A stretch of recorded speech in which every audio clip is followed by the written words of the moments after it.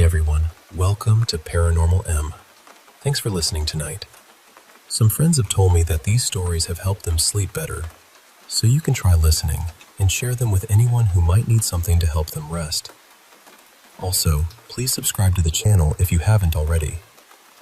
The first story starts with two brothers who were both sick with chickenpox and had to sleep in the front room for a few nights. But on the very first night, something happened that one of them never forgot. Let's get started, and I hope you sleep well tonight.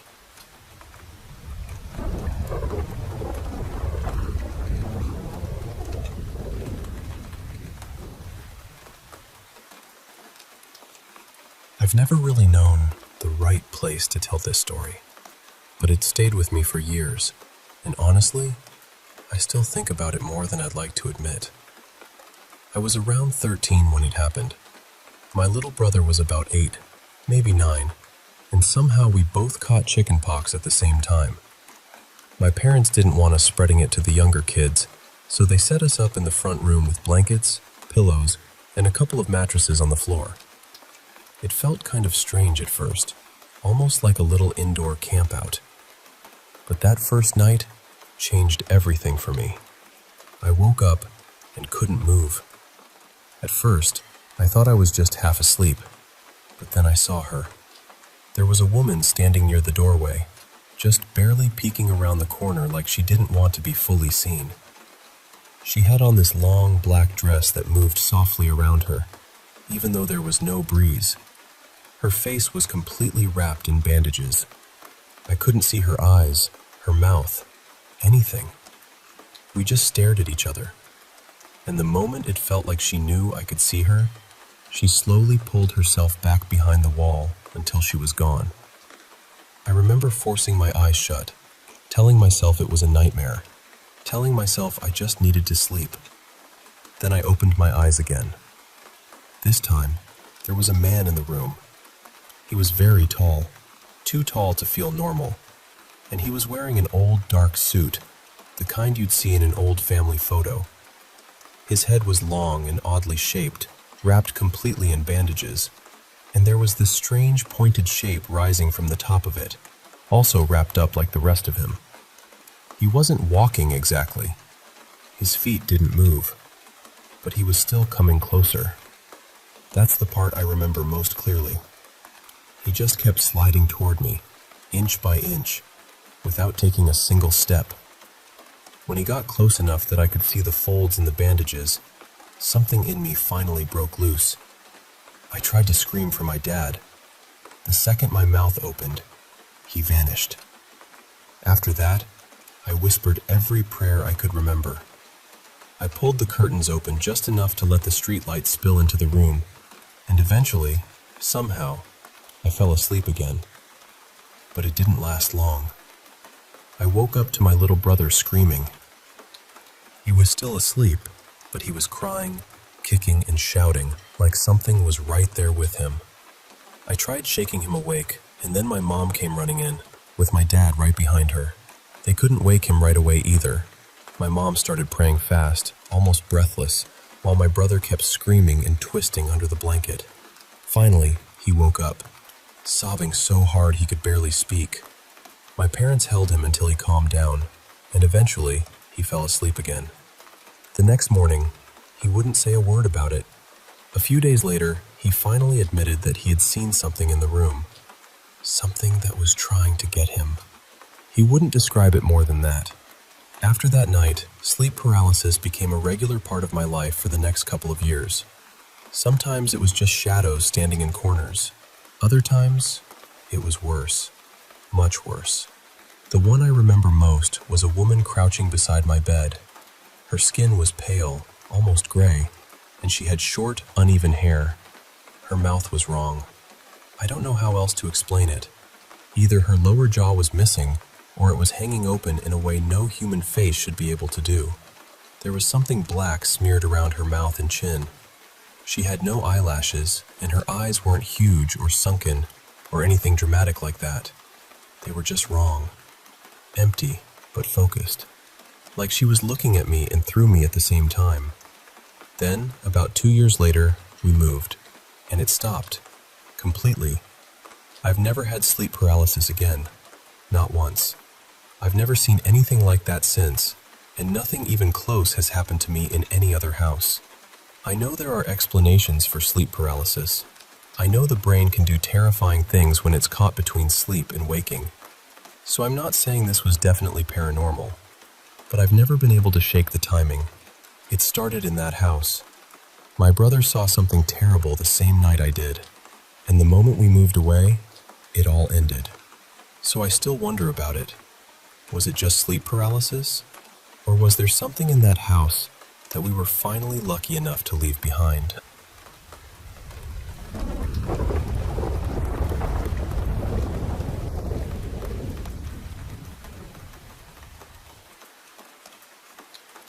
I'm telling this because my family keeps acting like I'm being dramatic.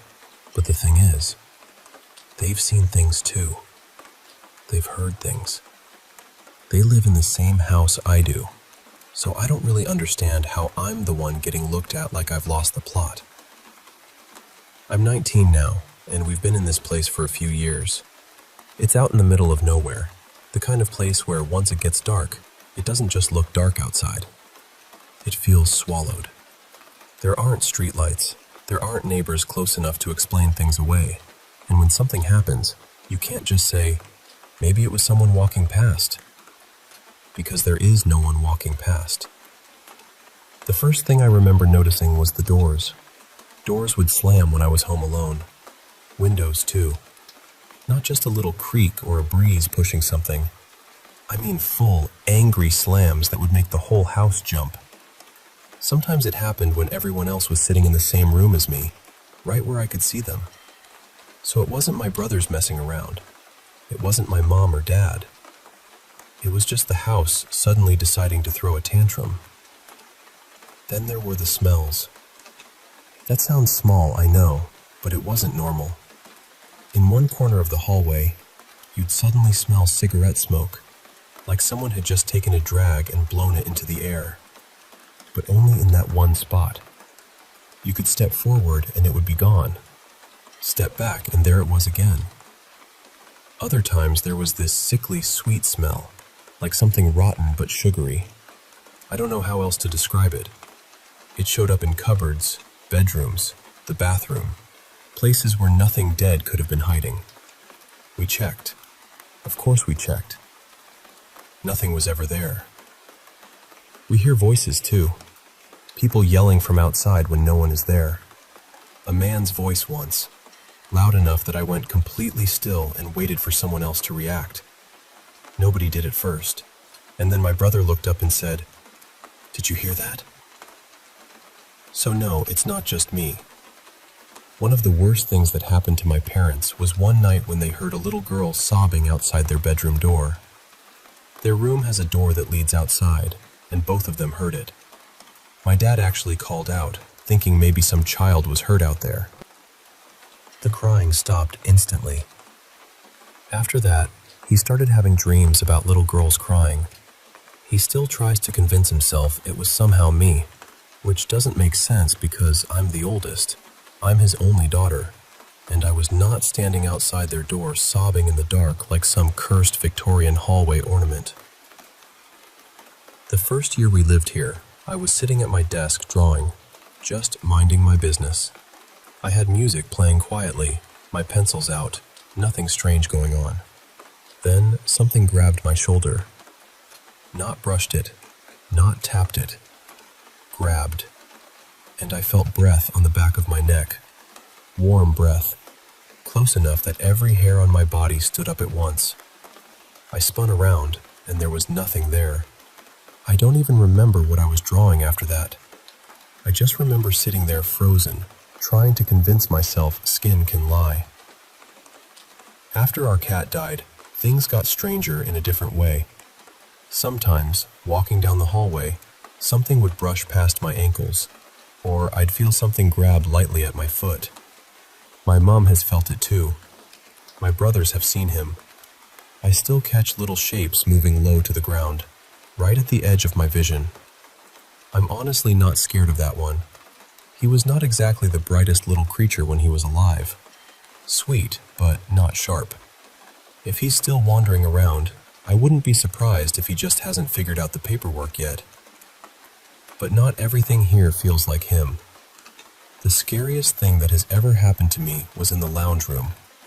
I was sitting with my laptop, home alone, and I saw the lounge room door slowly creak open.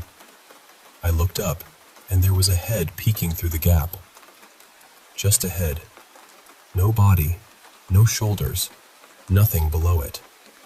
And the door wasn't open far enough for a person to be standing there anyway. It was completely black, darker than the room behind it, with no features I could properly make out. It was just this pitch-black head leaning in like it was watching me. I couldn't even scream at first. My throat just locked.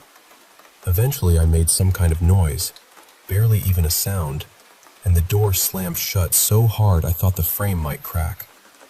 I cried for nearly an hour after that. I know that probably sounds ridiculous, but there's something about things peeking around corners that has always terrified me. Hands coming around door frames, faces half hidden, anything like that. It's my worst fear, and this house somehow found the exact button to press. I don't sit in the lounge room by myself anymore. I just don't. There was one experience that felt different, though. I don't know how to explain it without sounding soft, but it didn't feel mean. I was in my room playing a game. Earlier that day, my brother had been in there with me, so there was a second chair pulled up beside mine. At some point, I noticed something sitting in it. It was bright, almost orange, like a warm glow shaped into the idea of a person. I didn't feel scared. I felt sad. Or maybe it felt sad, and I was just picking up on it. When I turned my head properly and it realized I could see it, it bolted out of the room. Not through the doorway, through the closed door. That one can come back if it wants. I don't think it meant harm. It just felt lonely. Another thing happened with my youngest brother when he was around 12. He likes sleeping in the lounge room sometimes. No idea why, but he does. We have these huge 3-panel windows in there, and usually the curtains are closed. That night was boiling hot, so the window was open, and the air conditioner sits in the middle panel. I went in to check on him, and above the air conditioner, right in the window, there was a face watching him sleep. It looked human, but too human. Like someone had copied a human face without understanding what makes a face alive. It was smiling. Not a normal smile either. A stretched, still, horrible smile. I ran and got my mom, but by the time we came back, it was gone. I tried to tell myself it was pareidolia, shadows, reflections, anything. But there were no marks on the glass, nothing outside, nothing inside that could have made that shape. And remember, outside is completely black at night. We are not in town. Nobody should have been standing there. That one scared me less for myself and more for my brother. It was watching him. That's the part I can't shake. My other brother had something happen too. He was 17 at the time, playing Dead by Daylight, which he insists is important context because apparently horror games make everything worse. He heard tapping and banging on his window and assumed it was one of the outdoor cats, so he opened it. A shadow figure shot away from the window and disappeared. He didn't scare easily either. That's important. Actually, the thing that happened to him later is one of the reasons I know this isn't just me overreacting. My brother is autistic, and he's not someone who cries easily. He struggles with emotions sometimes, and I've barely ever seen him break down. He's the one who handles spiders in the house. He's the one who goes outside at night without caring. The car shed is a couple of minutes from the house, and there's a motion sensor light out there. He'd walked that path hundreds of times. One night, Mom asked him to grab a case of beer from the car. He went out alone, because at that point he still liked being outside at night. He said he was getting the case when he heard someone walking around the other side of the car. Heavy steps. Work boots on gravel. He jumped into the car, locked the doors, and waited. Inside, we thought he was just hanging around out there like he sometimes did. We didn't know anything was wrong until he came sprinting back into the house, sobbing, still clutching the beer case. It took us half an hour to calm him down. I have never seen him like that before or since. He doesn't go out to the shed alone anymore. None of us really do. We sort of have a buddy system now, which sounds ridiculous until you've heard something walking around a car in the dark when no one else is supposed to be there. There's also the hallway. Footsteps up and down it. Not every night, but often enough. Sometimes slow. Sometimes like someone is pacing. Then there are the dead animals. Cats we never owned. Dogs. Once what looked like a fox. They just appear outside, or we find them in places they shouldn't be. I don't know if that's connected, but it started after we moved here, so I'm counting it. The nightmares started here too. Not normal nightmares. They're too detailed, too real. The kind where you wake up and still remember the texture of the walls, the smell of the room, the exact sound of someone breathing behind you. I have glow-in-the-dark stars stuck to my bedroom walls because the ceilings are too high for me to reach. Every now and then, some of them disappear. Then we find them outside. I still don't know how that's supposed to happen. And maybe the strangest one, or at least the one that made me feel stupid afterward, was when I had a whole conversation with my mom while she wasn't home. I was in my room, and I heard her call out from another part of the house. I answered. She replied. It was normal enough that I didn't question it. Just a boring little back and forth about what I was doing and whether I'd eaten. Then later I found out she hadn't been home at all. That's the thing about this house. Some moments are terrifying, yes, but others are almost casual. Like whatever is here doesn't always come crashing in. Sometimes it just slips itself into ordinary life and waits to see if you notice. So that's why I'm telling this, because I know how it sounds. I know people will say it's stress, or old house noises, or animals, or imagination. And maybe one or two things could be explained away if they happened alone. But all of it together? The doors, the smells, the crying child, the black head in the doorway, the face in the window, the footsteps, the voices, the thing pretending to be my mom? At some point, just your imagination starts sounding less believable than the house being haunted.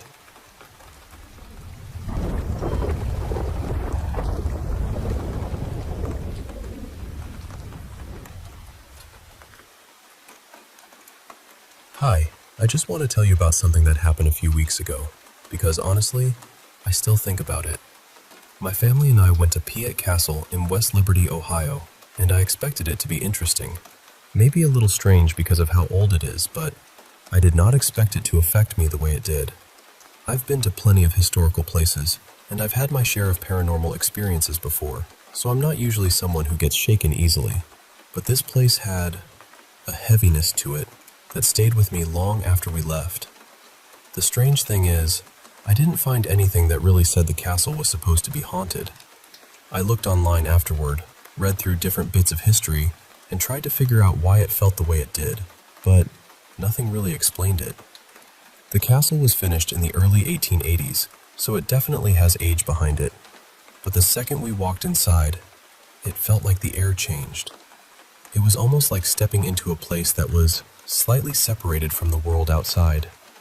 There was one room, kind of like a sitting room or drawing room, that felt the worst to me. It had two mirrors facing each other, creating that endless reflection effect. And I've always heard that mirrors placed like that can act almost like a doorway for strange or negative energy.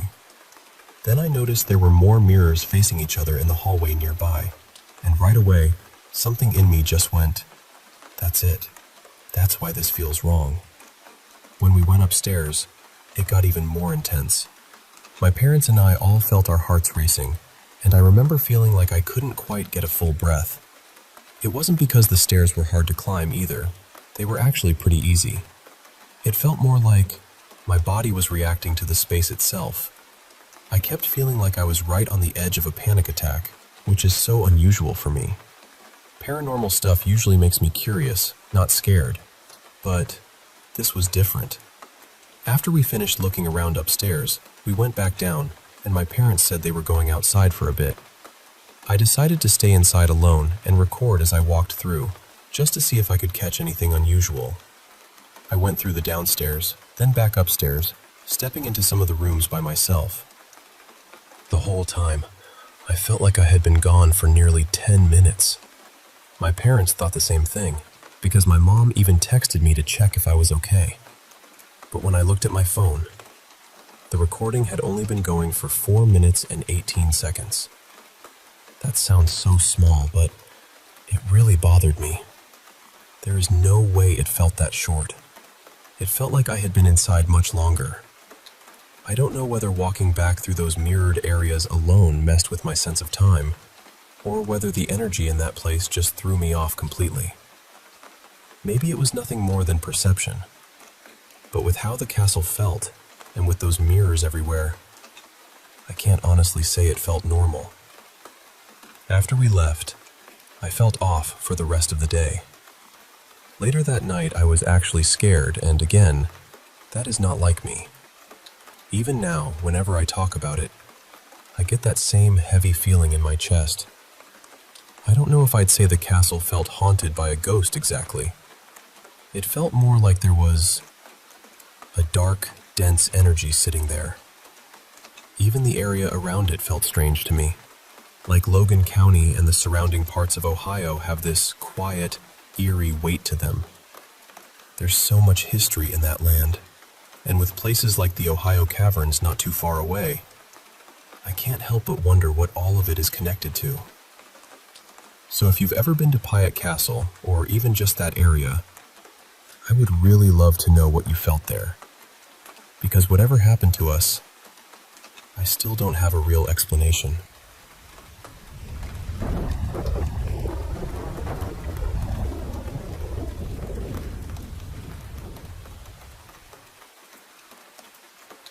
I don't usually believe in ghosts or anything like that, so I'm really trying to keep my head clear about all of this. But the last few weeks have been strange enough that I honestly don't know what to make of it anymore. For almost 2 months now, my parents have been hearing this odd sound late at night, usually somewhere around 11. It sounds just like someone standing outside and tossing little stones, bits of dirt or gravel, at our outdoor AC unit. At first, I thought they were imagining it, or maybe just overthinking some normal house noise. But on June 18th, 2026, I heard it myself for the first time. It was just after 11 at night, and the sound came 3 times in a row. Clear, sharp, and deliberate. We went outside immediately to check. There was no one there. No animal running away. No loose branches. No stones. No dirt. Nothing lying around the AC. We even had the AC checked by a technician earlier, and he said there was nothing inside it that should be making that kind of noise. I tried to brush it off, honestly. But then, my father brought up something I hadn't thought much about. Ever since we moved into this government-allotted ground floor flat, every Tulsi plant he has tried to grow here has dried up. At our old place, we had a Tulsi plant that stayed healthy for years.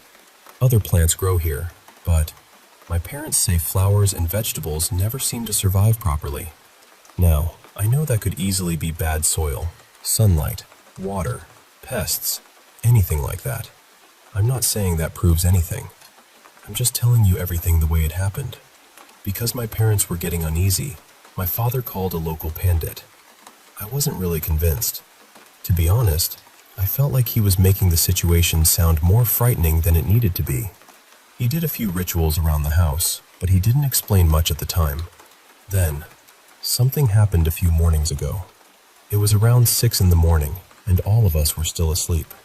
Suddenly, we heard the same sound again, but this time it was much louder. It didn't sound like 1 or 2 stones. It sounded like someone had thrown an entire handful of gravel and dirt straight at the AC. The impact was so strong that the AC actually shook. There were water droplets collected on it, and they splashed onto us when it moved.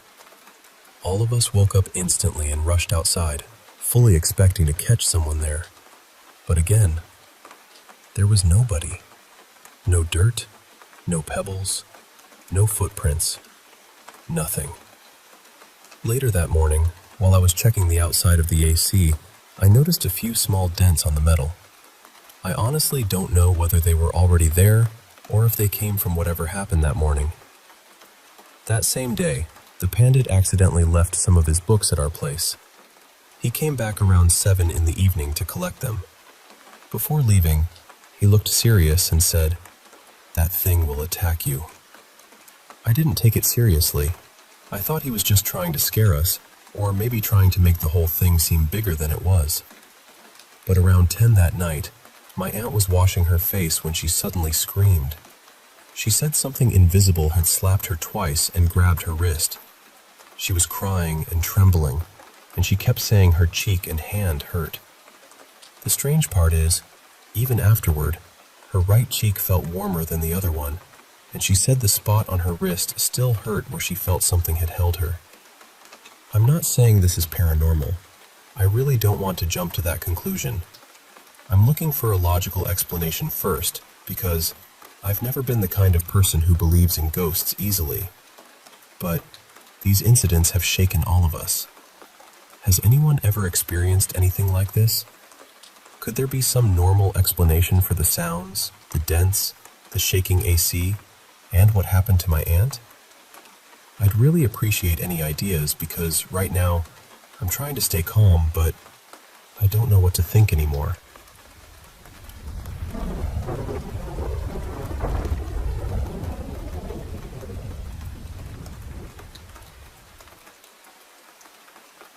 I want to tell you about Jenna.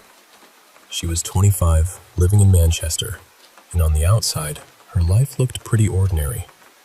She had a job to get to, rent to keep up with, shopping to do, messages waiting on her phone, friends asking if she was free at the weekend, and family assuming she was fine because she sounded fine. At work, someone would ask, "You all right?" And she would smile and say, "Yeah, just tired." But it wasn't normal tired. It wasn't the kind of tired you fix with an early night or a stronger coffee. Jenna could sleep for 10 hours, even sleep through half the weekend, and still wake up feeling as if something heavy had been placed inside her chest before the day had even started. She told me, rest doesn't really touch it. And I understood what she meant, because her body was resting, but her mind never was. Her mind was always somewhere ahead of her, trying to prepare for the next thing. Had she said the wrong thing? Was her sister upset? Was her dad okay? Was she falling behind in life? Was something bad about to happen? Was someone she loved going to leave, get sick, disappear, change? Even when nothing was happening, she felt like she had to stay alert. And that is something many people misunderstand about anxiety. They think it always looks like a panic attack. They imagine shaking hands, fast breathing, a big, obvious moment. But sometimes, anxiety is quieter than that. Sometimes it is living as if you are personally responsible for stopping loss from happening. Jenna wasn't just worried. She was watching, constantly watching. So during the healing soul journey, we asked Higher Self to show where this fear and exhaustion first began. And Higher Self took her into another life. In that life, her name was Maria. She was about 38 or 39, standing near a muddy path by a river, holding a woven basket with a small loaf of bread tucked inside. She wore worn brown boots, a plain dark dress, and her curly hair was pinned back beneath a faded bonnet. There was nothing dramatic at first. No grand vision, no thunder, no golden doorway. Just a woman who was tired, doing what had to be done. Maria had children, a home, cooking, washing, shopping, endless chores, and she had a husband who was sharp with her. He was moody, impatient, quick to anger, the kind of man who made the whole room change when he walked in. She had learned to be careful. Careful with her words, careful with her movements, careful with her face, careful not to breathe wrong, speak wrong, ask wrong, exist too loudly. When I asked Jenna where Maria felt all of this in her body, she said, "In the diaphragm. It's tight." And that felt very real. Because so many people carry that same pattern now. Not in an old riverside village maybe, but in modern kitchens, offices, marriages, families, friendships. A tight diaphragm, shallow breathing, always reading the room, always adjusting yourself so somebody else doesn't explode. Then higher self showed the deeper wound. Maria had lost children. Some died very young. One may not have lived long enough to properly begin life at all. And each loss made her feel like she had failed. Failed as a mother. Failed as a woman. Failed as a body. But there was no time to grieve. The fire still needed tending. The children still needed feeding. The house still needed cleaning. Her husband was still angry. Life did not gently stop and say, "Come here, love. Feel this now." So Maria created one inner rule. Keep going. That was it. Not, "I need help." Not, "I am allowed to fall apart." Not, "My grief matters." Just keep going. One foot in front of the other, basket in hand, breath held, heart packed away. And that old rule was still running inside Jenna's body. Different city, different clothes, different century, but the same instruction was still there. Keep going. Don't stop. Don't feel too much. Watch everyone. Prepare for loss. Survive first. Feel later. This is what old energy can do. It doesn't always come back as a clear memory. Sometimes it comes back as personality, as anxiety, as exhaustion, as being the responsible one, as not being able to rest, even when nothing is wrong. Jenna thought she was just bad at relaxing, but higher self showed us that she was carrying old survival. The energy from Maria's life felt stale and heavy, especially around the belly and chest. It felt like grief that had never been given air, duty with no softness inside it. That kind of tired where sleep helps for a little while, but the weight returns before your feet even touch the floor. And I think a lot of people know that feeling. You might call it burnout, or depression, or I don't know what's wrong with me. You might even call yourself lazy, because the world is very quick to blame exhausted people. But sometimes it is not laziness. Sometimes it is years of duty with no love allowed in. In that old life, Maria learned responsibility. She learned endurance. She learned how to continue when life gave her no room to collapse. But she also forgot presence. She learned how to survive life, not how to actually be inside it. Near the end of Maria's life, higher self showed her old, lying in bed, with her grown children around her. And only then did she really feel it. They loved her. She loved them. This difficult, noisy, imperfect life had love running through it the whole time. But she had been too busy surviving to receive it. And that was the wisdom for Jenna. Don't wait until the last moment to become present. Don't wait until someone is gone to realize they were precious. Don't wait until the deathbed to feel the simple love that is already in the room. Her guide gave such a human message. It said, "Appreciate them, even when they're loud." And honestly, that made me laugh a little, but it also hurt. Because yes, people are loud. Children are loud. Families are loud. Life is loud. Dishes, bills, messages, neighbors, emotions, bodies, needs. It is not always candles and soft music and perfect silence, but it is still life. And when your nervous system is stuck in just keep going, even love can start to feel like another task. Good things become more things to manage. Rest becomes another thing you think you are failing at. So the healing was not just about understanding the past life. That old survival energy had to leave the body. Jenna felt fear in the sternum, like her body still believed loss was coming and she had to keep watch. With higher self, her guide, and Archangel Raphael, she breathed into that fear, not analyzing it, not trying to explain it, just feeling it and letting it move. Layer by layer, the sternum softened. Then the old Maria energy around the belly and chest began to release too. The grief, the duty, the no time to feel, the ancient tiredness of a woman who had carried too much for too long.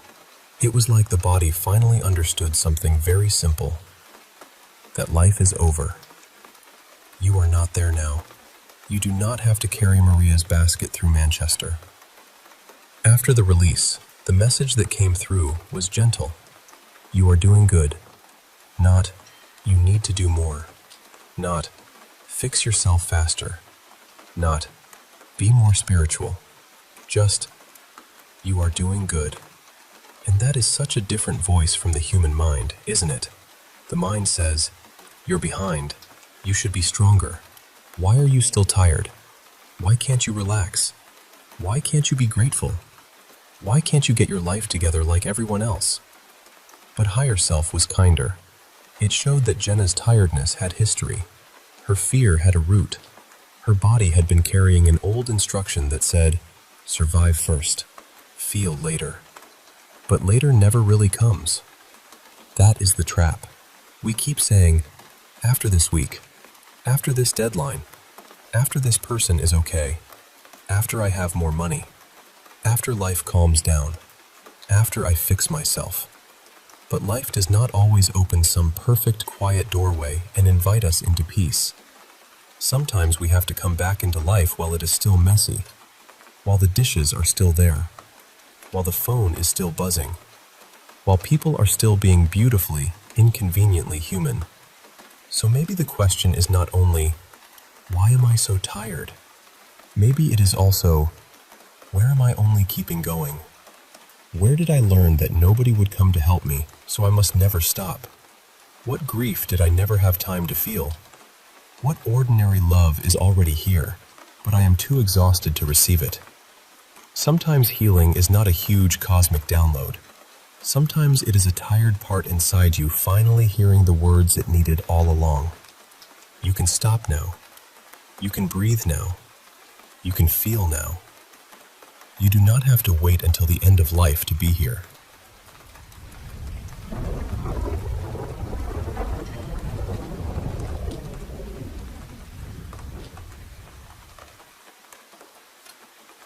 I'm not exactly sure why I feel ready to talk about this now, but I do. And I want to tell it plainly, the way I remember it. I grew up in more than one house that felt haunted. I know how that sounds. I've always believed there might be something beyond what we can explain, but I've also always been the kind of person who looks for a normal reason first. A draft, an old pipe, a coincidence, a kid's imagination making monsters out of shadows. But some things never fit neatly into those boxes. The first house was where I lived with my mom when I was very young. I was an only child, and she was raising me on her own. It was a small 2-story place, quiet and ordinary from the outside. I don't know much about its history. I was too little to ask, and later, when I did try asking, my mom would shut the conversation down fast. The first memory I have is of sitting in the living room, wrapped up in a red Sesame Street blanket, watching cartoons. I was maybe 2 years old.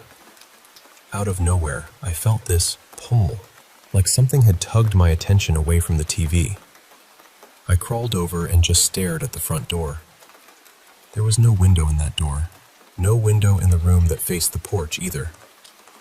My mom came in from the kitchen because I'd gone too quiet. She asked what I was doing, and I remember looking up and telling her, "There's a man here." She thought maybe someone had knocked and I'd heard it, so she opened the door. No one was there. She even stepped outside and checked the porch, the sidewalk, the street. Nothing. She came back in, closed the door, and went back toward the kitchen. A few seconds later, someone knocked, and this time, there really was a man standing there. He wore a dark suit, wire-framed glasses, and he held a hat against his chest. I don't know who he was. My mom never told me. Their conversation was short, maybe a minute. I ran back to the couch and hid under my blanket, watching them from inside my little cloth fortress. When he left, my mom didn't explain anything. She just closed the door and went back to cooking like nothing had happened. The next thing I remember happened upstairs in my bedroom. I was sitting on the floor, playing with building blocks. Again, that same strange pull came over me. I looked toward my open doorway, and there was something standing in the hall. It looked like a man, but not a person exactly. More like a shadow shaped into a body. It was darker than the dark around it, almost blurry, like trying to see through smoke on glass. I wasn't afraid. I just stared at it. Then I heard footsteps coming up the stairs. My mom's footsteps. The shadow seemed to hear them too. It turned away from my doorway and moved toward my mom's room. When she came in, she asked who I'd been talking to. But I hadn't been talking. I was just sitting there. She thought someone had broken into the house, so she searched every room upstairs. She found no one. Another time, I was playing in that same room, talking to myself about dinosaurs because I was obsessed with Jurassic Park back then. Then I felt that pull again. The shadow was back in the doorway. This time, it spoke. I can't remember what it said. I don't even know if it was English. But I answered. In my memory, we talked for a long time, though I couldn't tell you what about. My mom came running up the stairs in a panic and asked who I was talking to. I told her I was talking to Papa, my grandfather. My grandfather had died around that time. For years, I tried to explain it away. Maybe grief had folded itself into a toddler's imagination. Maybe I was too little to understand death, and my mind made something out of that confusion. But my mom's reactions never fit that explanation. She was never unwilling to talk about her father. We talked about him often after he passed. But that house? Those memories? She wanted nothing to do with them. When I told her I'd been talking to Papa, she started crying. She picked me up and held me, and while she did, I watched the hallway over her shoulder. The shadow was still there. It hadn't left this time. It stood there for a moment, then turned and walked down the stairs. And my mom heard the footsteps too. She put me in my crib and searched the house again, looking for an intruder who wasn't there. We moved not long after I turned 3. The second house was different, bigger, heavier somehow. It was a brick 2-story with an attic and an unfinished basement. It had been built in the early 1940s, and the previous owner had died there shortly before we moved in. 2 very old cemeteries were only a short walk away. That house had more happening in it than I can easily explain.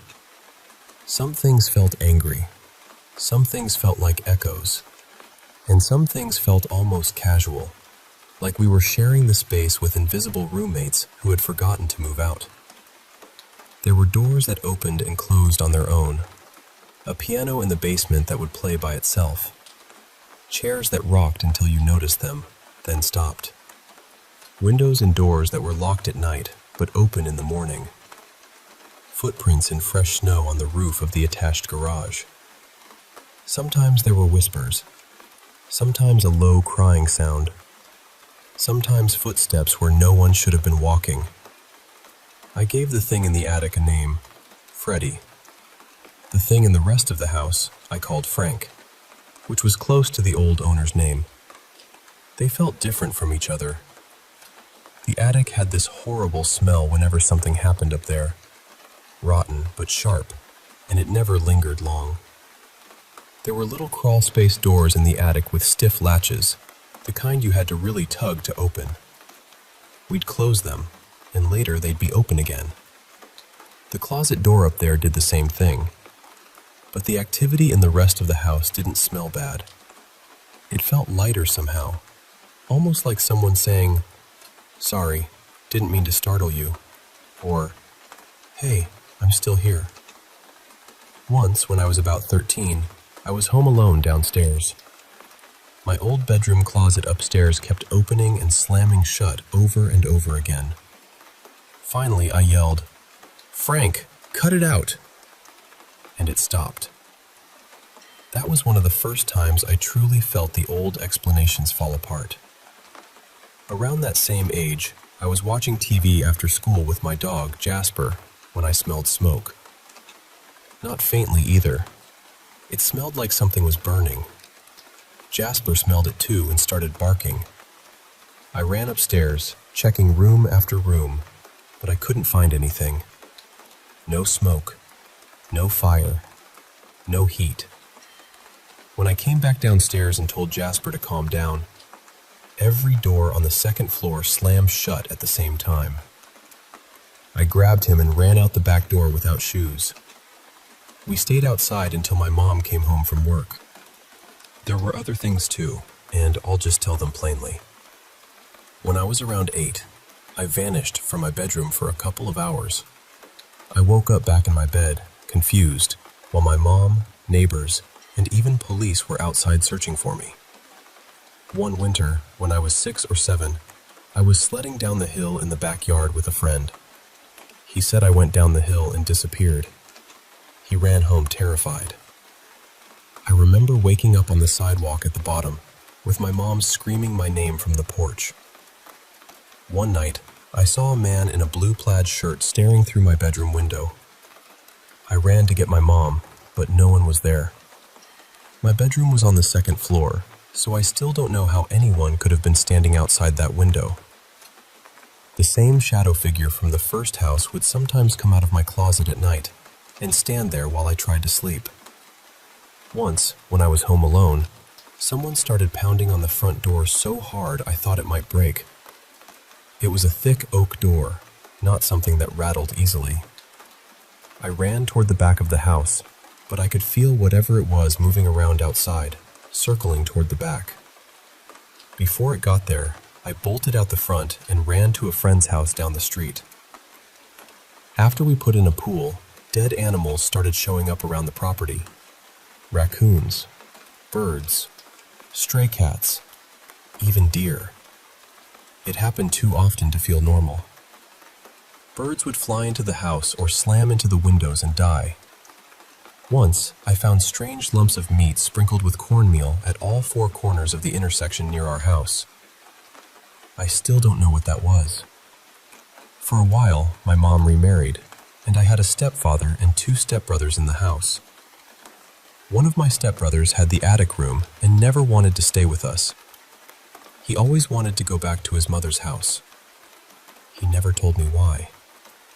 My stepfather had at least one experience in the basement while he was finishing it. Whatever happened down there, he refused to talk about it. I know this all sounds like too much. If someone told me this story, I'd probably try to pull it apart too. I'd look for loose wires, bad dreams, old house noises, childhood memory doing strange little magic tricks. And maybe some of it was that. But not all of it. Not the footsteps my mom heard. Not the doors slamming together. Not the man at the window. Not the way my mother's face would change whenever I brought up those houses. I'm not telling this because I need help, or because I want anyone to prove it one way or the other. I'm telling it because I carried these memories for a long time, and eventually, stories like this start knocking from the inside. So now, I'm opening the door.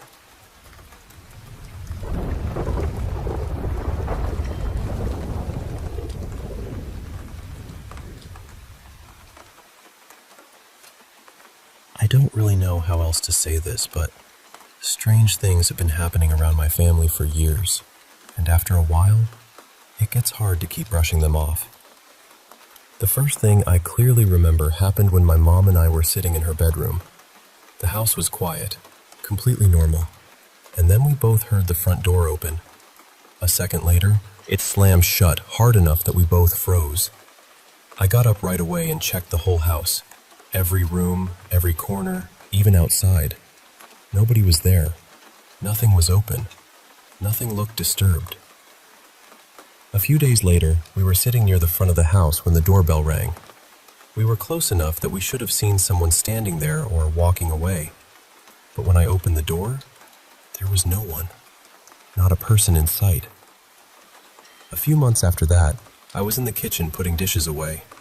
I had just opened one of the cabinets when this thick glass measuring cup, one of those heavy 2-cup Pyrex ones, suddenly exploded right in front of me.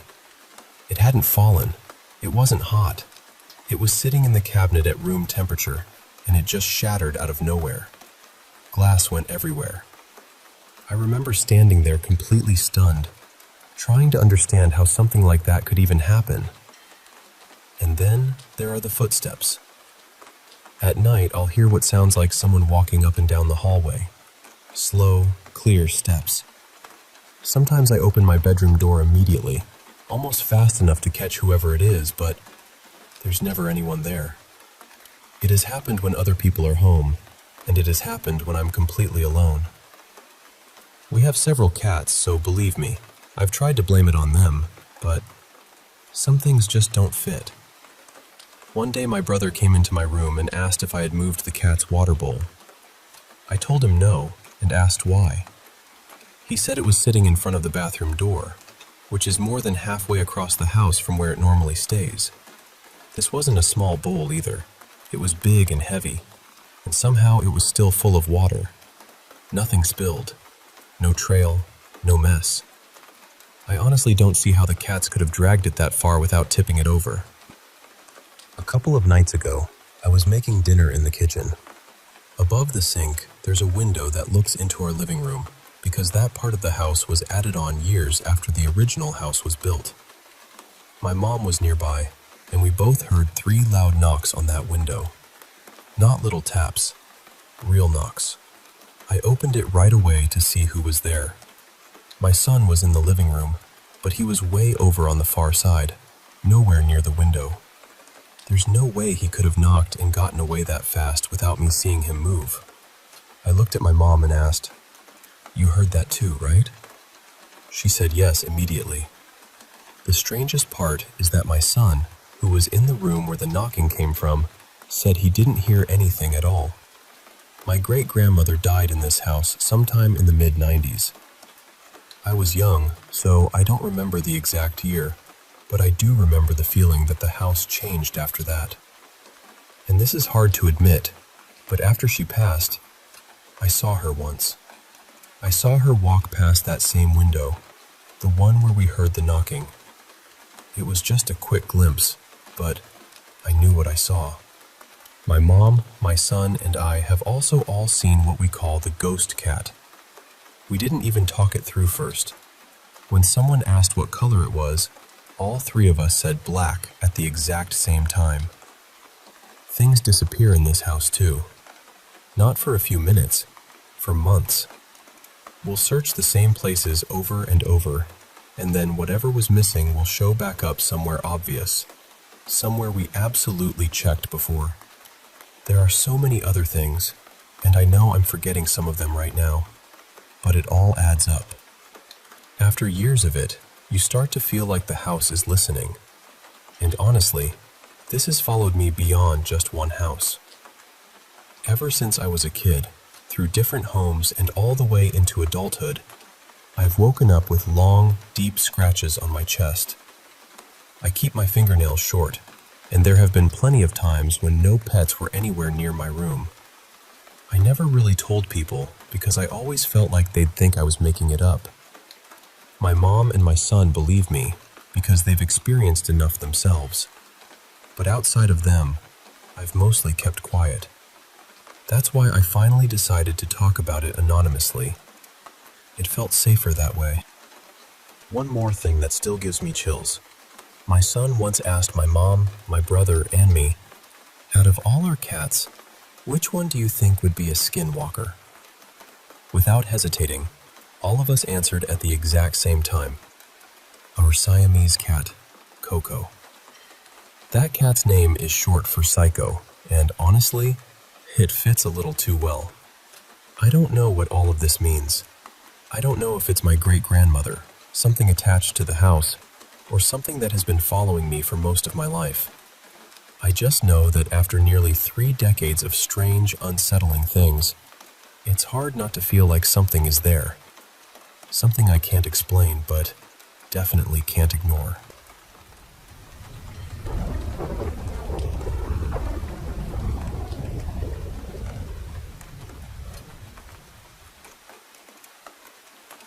Hey, I want to share some really strange experiences I've had recently, and I hope you'll stick with me because it's a bit of a long story, but I promise it's worth it. So, my girlfriend, let's call her Lily. She lives with her parents in this house they built themselves. It's got this old, cozy vibe, but also, well, some weirdness that's hard to explain. The top floor of their house has 4 rooms: her parents' bedroom, Lily's room, her bathroom. She gets the bathroom upstairs since her parents have one in their own room. And then this spare bedroom. That spare room is kind of special because it was where her grandfather lived before he passed away a couple of years ago. Now, this house has always had these odd vibes, like shadows flickering across doors when no one's there, glimpses of movement out of the corner of your eye, and these weird cold spots that show up in the same places over and over again. I've always been a bit skeptical, but not dismissive. Like, I don't go out looking for ghosts, but I can't just ignore these things either. One night, I was brushing my teeth in Lily's bathroom. The door to the spare bedroom was left slightly open, and because of how the bathroom mirror is angled, you can see the doorway of that spare bedroom reflected in it. So, there I was, just brushing away, and Lily was downstairs getting us some water. Everything seemed normal until this overwhelming feeling hit me, like I was being watched, but not in the usual way I'd felt before in that house. This was different. I stopped brushing and looked up into the mirror, and there, staring right back at me, was a man. An older man wearing a flat cap and plaid pajamas. His eyes were fixed on me, and honestly, it felt like he was waiting for something. I thought maybe my mind was playing tricks on me, so I kept brushing. But when I looked up again a few seconds later, he was still there. I quickly turned around to look in the actual doorway, but there was nobody there. Absolutely no one. My heart was pounding, and I felt this chill run down my spine. The next day, I asked Lily if anyone else had been upstairs at the time, and she said no. Her parents were watching a movie downstairs. I even talked to her mom about it, hoping for some explanation, but she said her father never dressed like that, and didn't quite look like the man I saw. I don't think she really believed me, but I swear, that figure was there. Now, fast forward to my own place. I recently moved into a 2-story house with a basement, my mom and I, along with our cats. We just moved here about a month ago, and before this, we lived in a basement apartment, which was kind of our safe spot after some really tough times in our family. Growing up, I've had my share of strange experiences in different houses, like a basketball bouncing down the hallway in the middle of the night. But interestingly, when we moved into that basement apartment, all the weird stuff seemed to stop. It was like the strange activity paused. But now, in this new house, it feels like whatever was following me has come back full force. And honestly, it's been unsettling. For starters, cupboards open on their own. I'll close one, leave the room for just 30 seconds, and when I come back, it's wide open again. The oven and stove lights turn on by themselves, no rhyme or reason. There's a small fan on my nightstand that switches itself on. And the basement door? It's always closed in the morning, even though neither my mom nor I shut it because the cats need to go down there to their litter boxes. Locks on the front and back doors are another mystery. My mom checks them before bed, then I double-check before I go to sleep. But in the morning, we find them unlocked, both doors. It's like something's messing with us. And then there are the missing items, like these 2 Christmas ornaments my mom treasures. We were decorating the tree, and she hung the first one, but the second one vanished. We searched through the last bag of decorations, about 10 ornaments in there, but no sign of it. Weirdly, after telling Lily the story that night, I picked up the bag again, and there it was, just sitting there all along. But what's really gotten to me are 2 specific incidents in the past week. One night, I was walking up the stairs to bed, and suddenly, something tugged at the back of my shirt. It startled me so much, I almost fell down the stairs. It felt almost playful, like a prank, but still, it shook me up. Then, just a couple of nights ago, I was lying in bed, scrolling on my phone, trying to fall asleep. Out of nowhere, this intense, freezing cold swept over me, and I felt completely frozen in place, like I couldn't move. My heart started racing, and I was overwhelmed by this anxious, fearful feeling. And then, I felt it. Cold breaths on the back of my neck.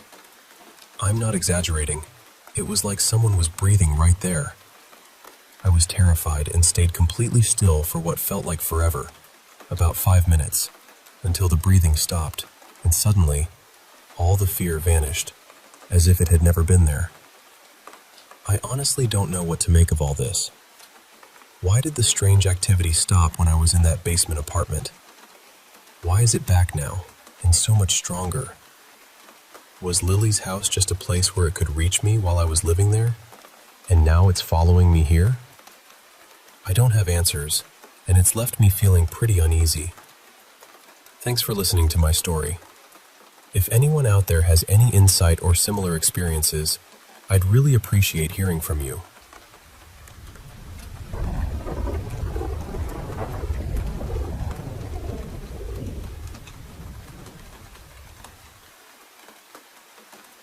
Hey, let me share with you a story from a camping trip I took not too long ago.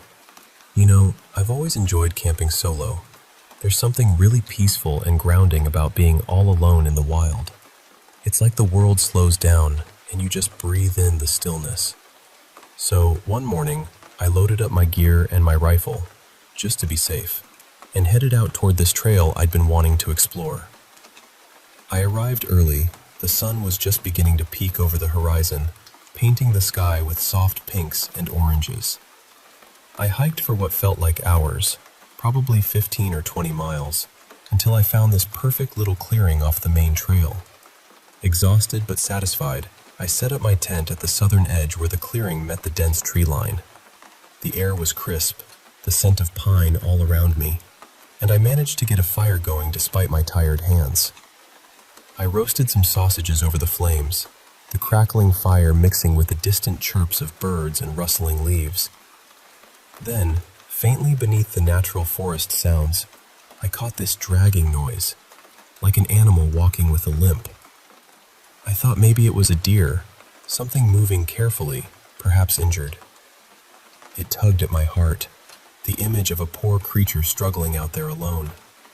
But it was too far away, and twilight was settling in fast, so I couldn't really do anything about it.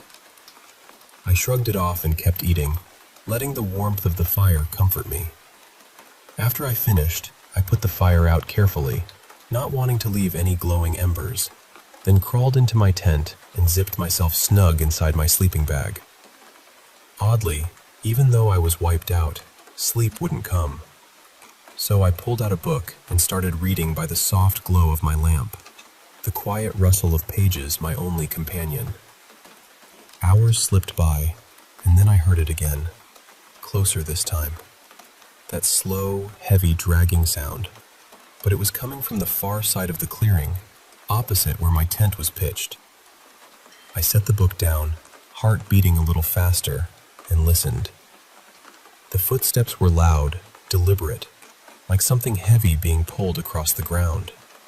Then they stopped, right in the middle of the clearing. And suddenly, silence. Not even a breath. Just this eerie stillness. Curious and a bit unnerved, I unzipped the tent and peered out into the darkness. Nothing. Just shadows and trees swaying gently in the night breeze. I zipped back up, telling myself it was probably just my imagination or a forest critter. But then, as I tried to settle down again, I heard something else. Laughter. Men laughing off to my right, women giggling to my left, and somewhere else, the crack of twigs snapping underfoot. I was wide awake now, my pulse quickening. I strained to listen, and the laughter came from all directions. Old men, children, women, each sound distinct, real. It wasn't just some family out for a late stroll. The woods around me had gone completely silent too. No wind, no crickets, nothing. Just that laughter drawing closer. Gripping my rifle tighter, I prepared to fire a warning shot if they came too close. Then, I took a deep breath, unzipped the tent, and fired a round into the night. The echoes bumped off the trees, and everything fell quiet again. Finally, the forest sounds returned, and with a shaky sigh, I settled back down and drifted off to sleep. But sleep was short-lived. I woke up sweating, heart pounding in the dark. Just outside the tent, I heard whispers. 2 voices, low and urgent, not far away. I grabbed my rifle, trying to steady my breath, and called out, "Hey, who's there?" The whispers stopped. "Are you lost?" I asked again, voice firmer this time. Then, out of nowhere, a blast of flame lit up the clearing like a flamethrower, revealing several shadowy figures standing silently around. Shocked, I fired my rifle again, a hole tearing through the front of my tent as distractions swallowed me. Without hesitation, I scrambled out, heart racing, and bolted hard left toward the trail. I didn't look back, just ran until the first light of dawn. The whole way back, I felt eyes on me, but no one followed. The forest was quiet again, but that feeling of being watched lingered long after I reached my truck. After that night, my love for solo camping just faded away. I left all my gear behind in those woods, as if to leave those memories buried. Now, switching gears, I want to tell you about something else. Something a little closer to home. I recently moved into a house with 2 friends, a couple who share the main floor bedroom, while I have a big room in the basement's back corner. The house isn't old or creepy, and honestly, I never felt that classic feeling of dread with what's happened. But late at night, when I'm just about to fall asleep, some strange things have been happening. For starters, I always fall asleep on my side. I have long hair parted off center, which I think matters here. One night, as I was drifting off, I felt something brush my hair, a gentle touch that startled me awake. At first, I thought maybe my hair just shifted and fell across my face, but when I reached up, my part was still perfectly in place, and the hair on that side was neatly tucked behind my ear. It left me feeling weird, but not scared. I tried to go back to sleep. Then, it happened again. This time, the touch was less soft, like fingers running through my hair to sweep it out of my eyes. I woke up fully, but still didn't feel unsafe, just unsettled. Nothing else came of that night. On a similar night, after turning off the TV and setting my alarm, I rolled onto my side facing the nearest wall. Suddenly, I felt the unmistakable sensation of someone sitting right on the edge of my bed, right behind me. I was creeped out but didn't feel threatened. I peeked over my shoulder, but there was nothing there. The most unsettling event was just last night. I usually listen to the Calm app to fall asleep. Gentle stories, white noise, or rain sounds. Last night, I picked the city rain track. At some point, I woke up to a tapping noise, different from the rain rhythm. It sounded like fingernails tapping on a phone screen. I didn't want to open my eyes, but I did, and in my blurry vision, no contacts in, I saw a man in a suit standing by my nightstand. One hand hung by his side, the other tapping my phone gently. I shut my eyes quickly, and when I opened them again, he was gone. The tapping sound faded back into the rain, making me question if I'd really seen anything at all. So yeah, those are the strange things that have been unfolding, both out in the wild and right in my own home. It's made me realize how thin the veil between the normal and the unknown can be sometimes, don't you think? Thanks for listening to my stories.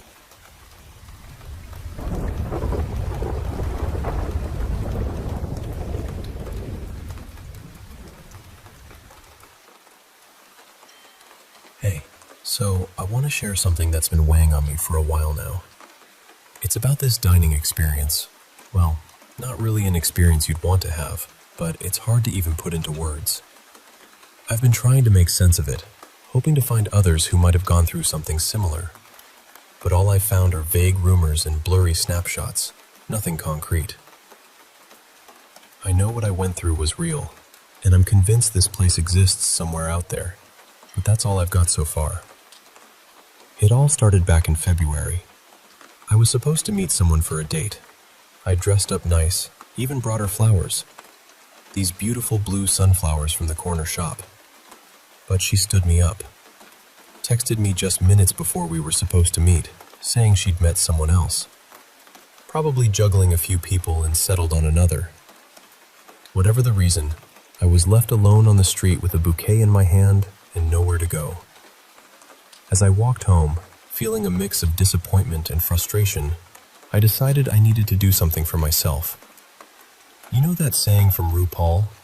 Something like, if you can't love yourself, how the hell are you going to love somebody else? So I figured, why not treat myself to a nice meal? Something different. That's when I found myself standing outside this place called the Cardinal Secret Kitchen. I'd seen it 100 times before, but never thought much of it. It's tucked away, just out of sight enough that you don't really notice it. The kind of place that looks fancy, but intimidating. There was this maitre d' standing outside, this hawk-nosed woman with sharp eyes that seemed to pierce right through me as I hesitated on the doorstep. But I was fired up. I wanted to break my routine, try something new. So I stepped up. "Table for one?" she asked, eyes flicking to the blue sunflowers I still held. "Yeah," I said, trying to sound casual. "If there's one available." She gave me this wry smile, like she understood the whole situation without me saying a word.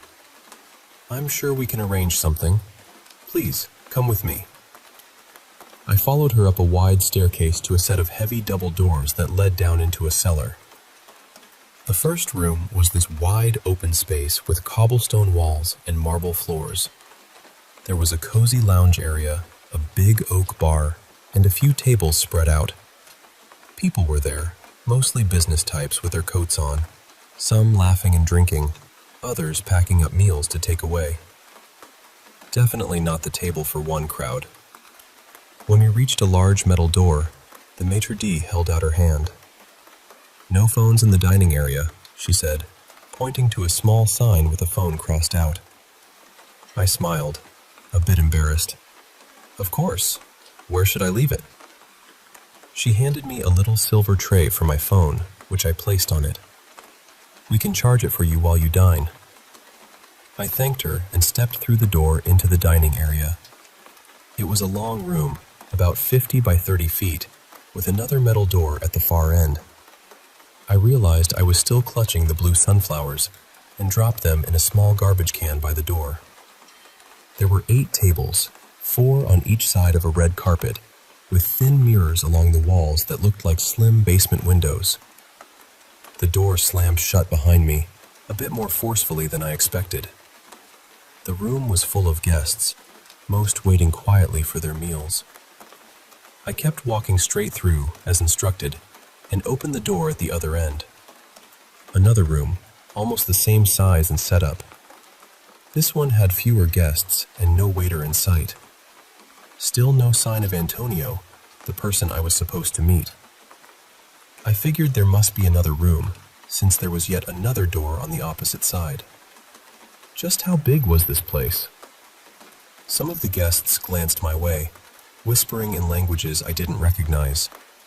I wasn't paying much attention, but looking back, I think half of them were speaking foreign tongues.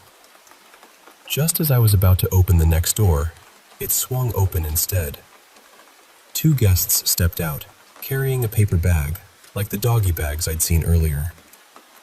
That gave me some reassurance. But when I stepped through, the door closed behind me, and that's when everything started to feel off.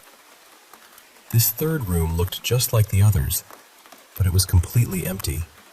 No guests at all. I thought maybe it was closed off or reserved, so I turned around to go back. But the room I'd come from was empty too. My heart skipped a beat. I was standing between 2 identical, empty rooms. I was sure there'd been people there moments ago. Was I losing my mind? "Hello?" I called out, my voice echoing against the cobblestone walls. "I'm looking for Antonio?" No answer. I stepped back into the previous room, also empty now. The whole place was shifting, like reality was folding in on itself. I couldn't tell which direction I'd come from anymore. I started walking, trying to find my way back, but every door I passed led into the same empty dining room. The same stone walls, the same tables. Room after room after room. My pulse raced. I started jogging, then running, desperate to escape this maze. After what felt like 20 doors, I collapsed against one, gasping for breath. Near me were 2 garbage cans, placed symmetrically. I checked one, and to my shock, my bouquet of blue sunflowers was there. How? I dropped them much earlier, but this wasn't the same room. Clutching the flowers like a lifeline, I tried to make sense of it. The place was changing, shifting, and I was trapped inside. The maitre d' had taken my phone, no coincidence. Maybe this was some twisted game, and I was the pawn. I kept moving forward, and the room started to morph. Tablecloths grew darker, carpets turned black, mirrors lost their reflections and became plain glass. The stone walls twisted into bizarre, almost organic shapes. Chairs transformed into stools, office chairs, even beanbags. It was like the dining room was unraveling one room at a time. I tried turning back, but no matter where I went, it felt like I was moving forward into deeper chaos. After what seemed like hours, I sat at one of the tables, exhausted. That's when I noticed a servant's bell sitting there. A small, shiny bell I was sure hadn't been there before. My heart pounded. Whoever was behind this must have expected me to ring it.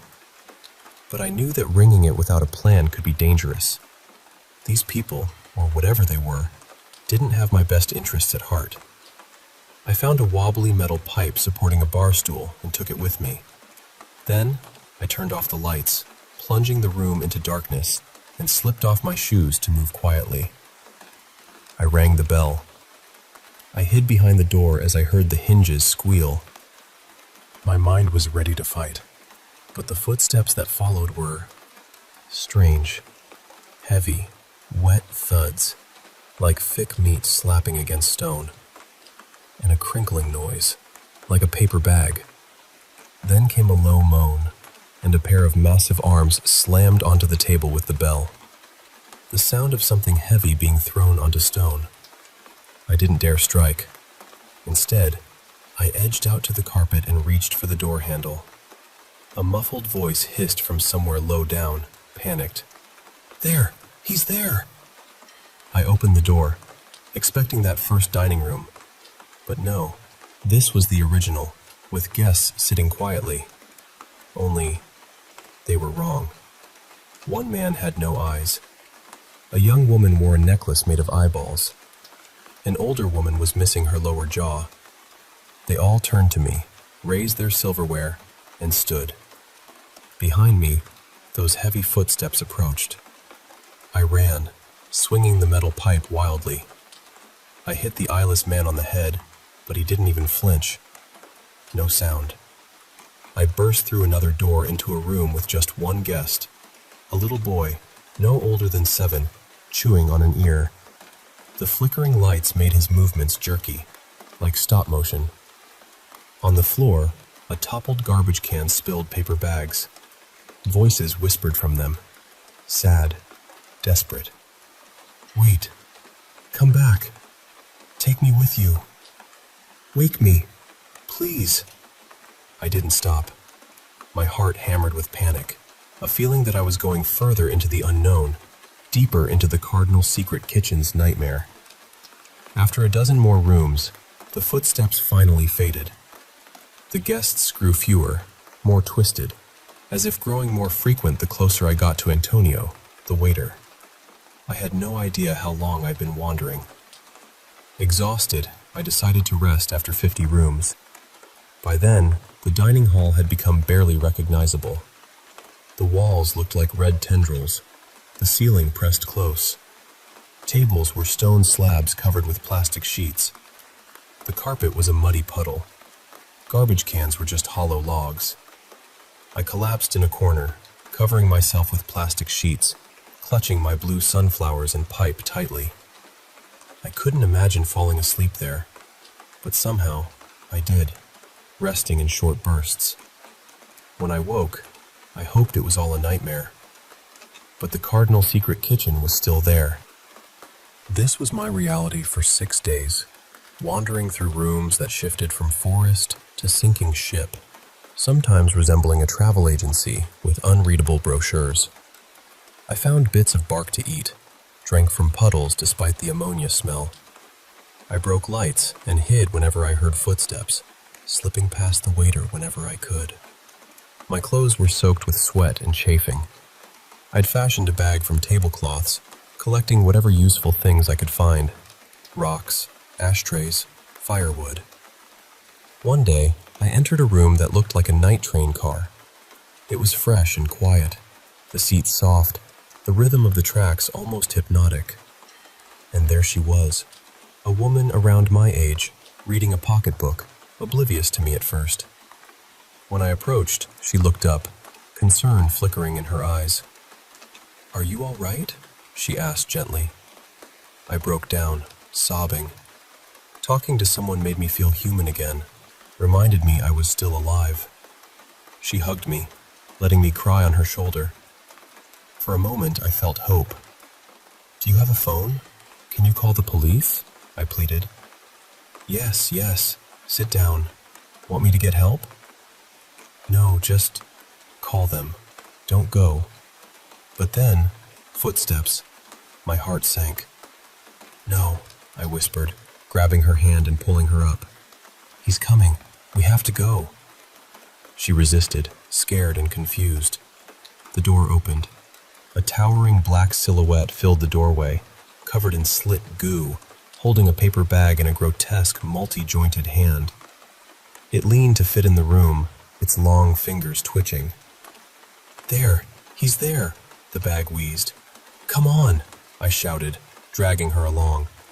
She screamed, pressed against the window, terrified of me more than the creature.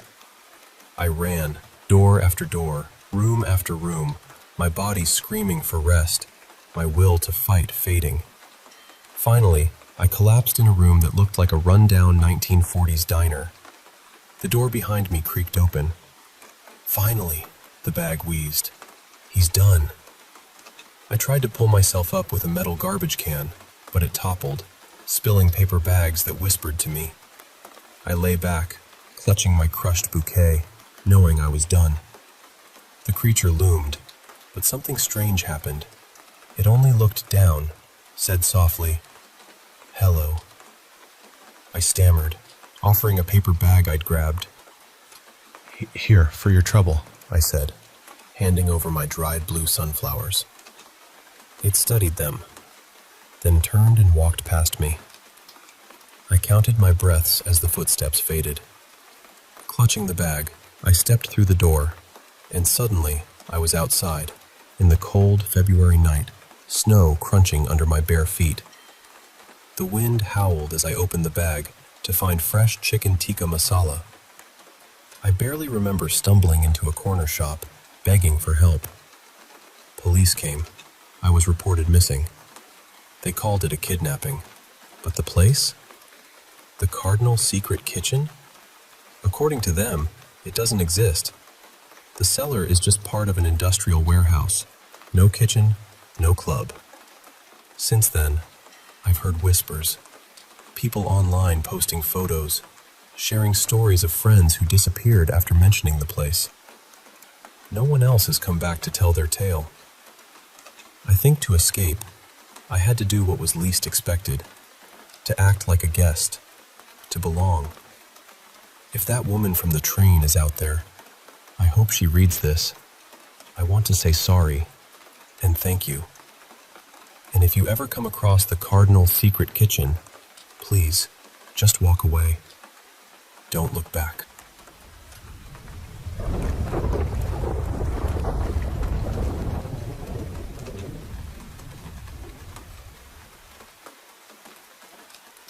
Hey, so I want to share this story with you, and I promise I'll tell it just like it happened, because it's stayed with me for over a decade now. About 10 years ago, when I was around 16, I used to babysit for a family nearby. Their little girl, I'll call her Ellie, was just a toddler, maybe about 1 or 2 years old at the time. One summer day, bright and sunny, I decided to take Ellie out for a stroll in her stroller. We were in a really nice neighborhood, full of well-kept houses and people tending their gardens. It was the middle of the day, and honestly, there was no reason for either of us to feel scared or uneasy. Birds were chirping, the sun was warm, and the occasional lawnmower hummed in the distance. Everything felt calm and normal. We'd been walking for about half an hour, chatting softly to Ellie. She was babbling and giggling, enjoying the fresh air. Then, we turned a corner into a part of the neighborhood I hadn't explored before. Suddenly, it felt like someone had doused me with icy water, like a cold shower running down my back. At the exact same moment, Ellie started to get fussy, whining softly in her stroller. This strange, heavy feeling of dread crept over me, and it just wouldn't go away. My skin prickled, and every nerve in my body screamed for me to turn back. Despite the unease, I kept walking, trying to brush it off. A little further ahead, I noticed an open field. Now, this wasn't just any field. It was an old Norse burial site. You know, those ancient Viking stone formations? They're basically big stones arranged in a circle or pattern, marking graves from centuries ago. It's a historical place, but kind of eerie if you think about it. I live in Sweden, so these sites are scattered here and there, but I'd never walked this close before. As we got closer to the burial site, that feeling of dread only intensified. It was like pure, raw hate was pressing down on me. The atmosphere shifted dramatically. Gone was the sunny, peaceful neighborhood vibe. Instead, it felt like we were walking through a dark, narrow alley late at night in some rough part of town. My heart pounded, and I kept glancing over my shoulder, half expecting something to jump out at us. Ellie, sitting in her stroller facing away from me, started acting strange too. Her little face crumpled, and she began to whimper and squirm, as if she sensed the same invisible tension I did. It was like the air itself was hostile, and neither of us was welcome. After about 10 minutes of this unbearable tension, I just couldn't take it anymore. I decided to turn around and head back the way we came. But then, something even more unsettling happened. About 20 meters from the burial site, Ellie suddenly burst into hysterical screaming. She was staring straight at a hedge we were passing. I looked closely, but I couldn't see anything. No animals, no people, not even a stray cat. Yet, Ellie kept fixating on that spot, panicking like something unseen lurked there. I quickly scooped her up, holding her close on the side nearest the hedge. She clung to me so tightly and twisted away from the hedge as if trying to get as far from it as possible. It was so strange because through the leaves, I could see nothing at all moving or hiding. We kept walking, and when we reached the edge of that field again, Ellie pointed toward the stones with her little finger, looking at me, then back at them. Still, there was nothing visible. No shadows, no shapes.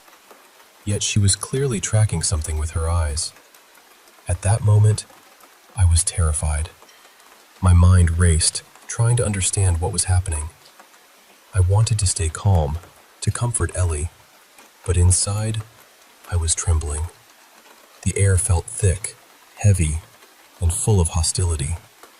Then, the strangest thing happened. As soon as we stepped exactly onto the spot where I'd first felt that icy cold wash over me, the dread vanished completely.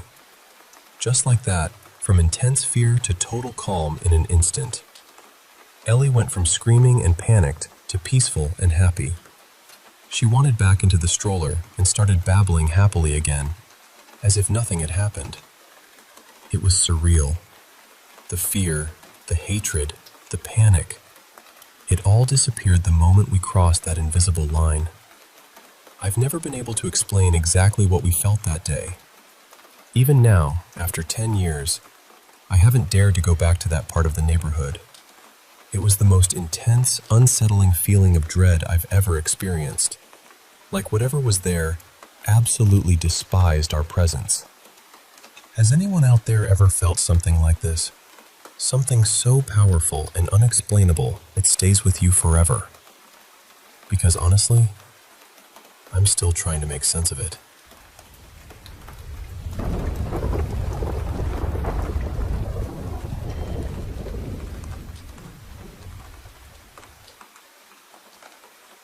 You know, about 4 years ago, something really heavy happened in my family's life, and it's been lingering in our home ever since.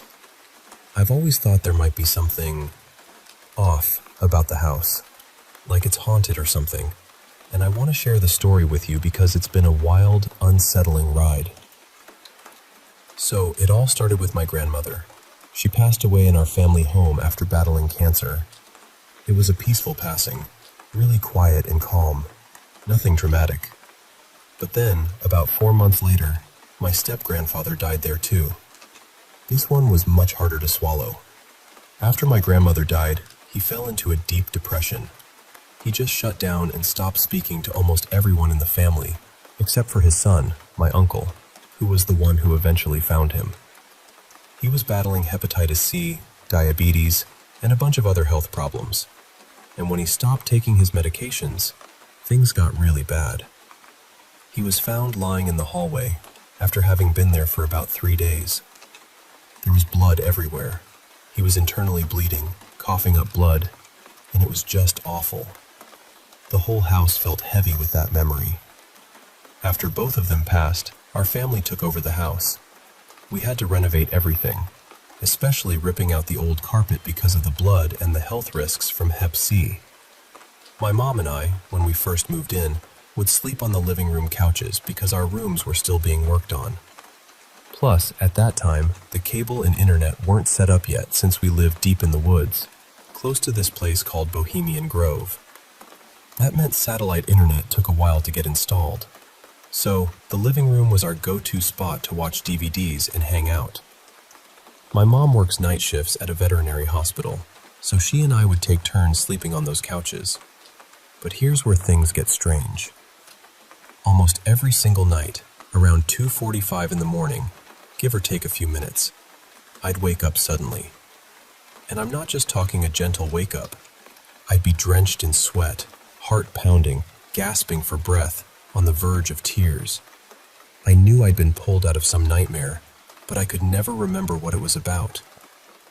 This happened over and over, probably close to 20 times, until I finally told myself, no more sleeping on the living room couch. So I started sleeping in my bedroom instead. The waking up at 2:43 a.m. thing stopped, but those nightmares, they just kept coming. It was like the house was haunting me in my dreams. I've always had bad dreams before, but never this frequent or intense. One night, my mom was off work and asked me if I wanted to watch a movie with her in the living room. It was late, and I knew I'd probably just doze off if I joined her, so I said no. When she asked why, I told her about the nightmares and the waking up at the same time every night. She looked surprised, and then told me she'd been experiencing the exact same thing, but during the day, at 2:43 p.m., and sometimes at night when she was off work too, at 2:43 a.m. We both felt a little relieved that we weren't alone in this, but also pretty scared because we had no idea what was causing it. Then, one afternoon, while my mom was napping in the living room, she suddenly felt someone punch her hard in the side. She woke up startled, thinking maybe my dad or brother were messing with her. Sitting up, she said, "What's your problem?" But there was no one there. She checked every room in the house, and not a single soul was around. It couldn't have been one of our dogs. She distinctly felt a human hand hitting her ribs. After that, she never wanted to sleep on the couch again. 3 years went by with no couch sleeping, and things mostly settled down.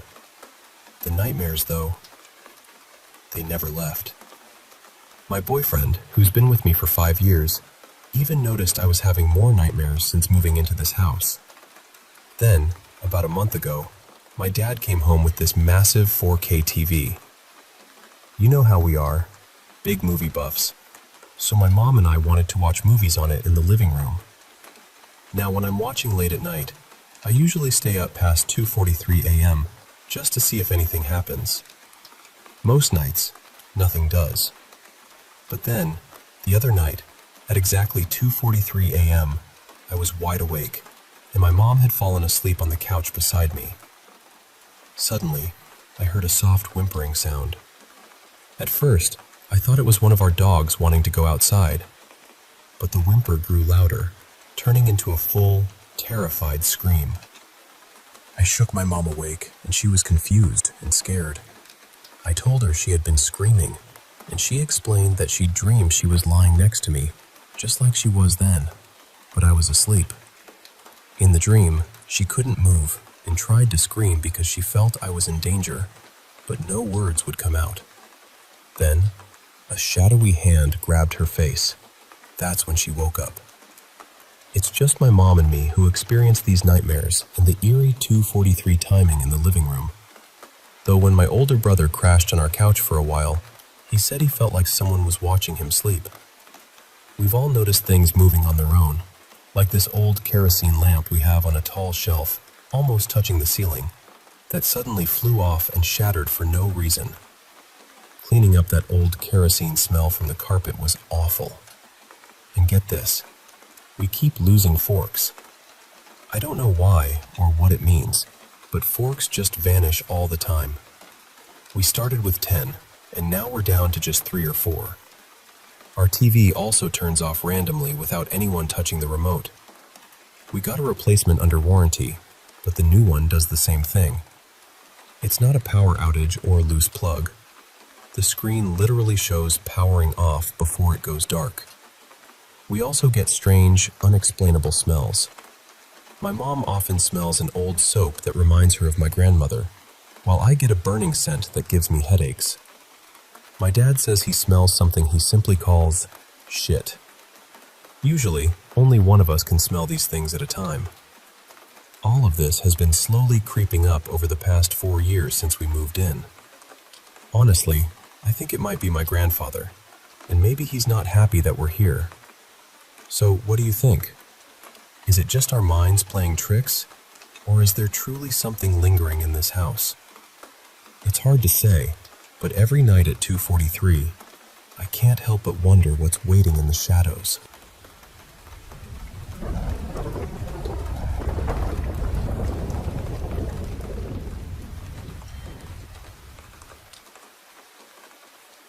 Hey, I want to share with you something that happened to me about 7 years ago, back when I was around 14. It was in my old home in California. Picture this.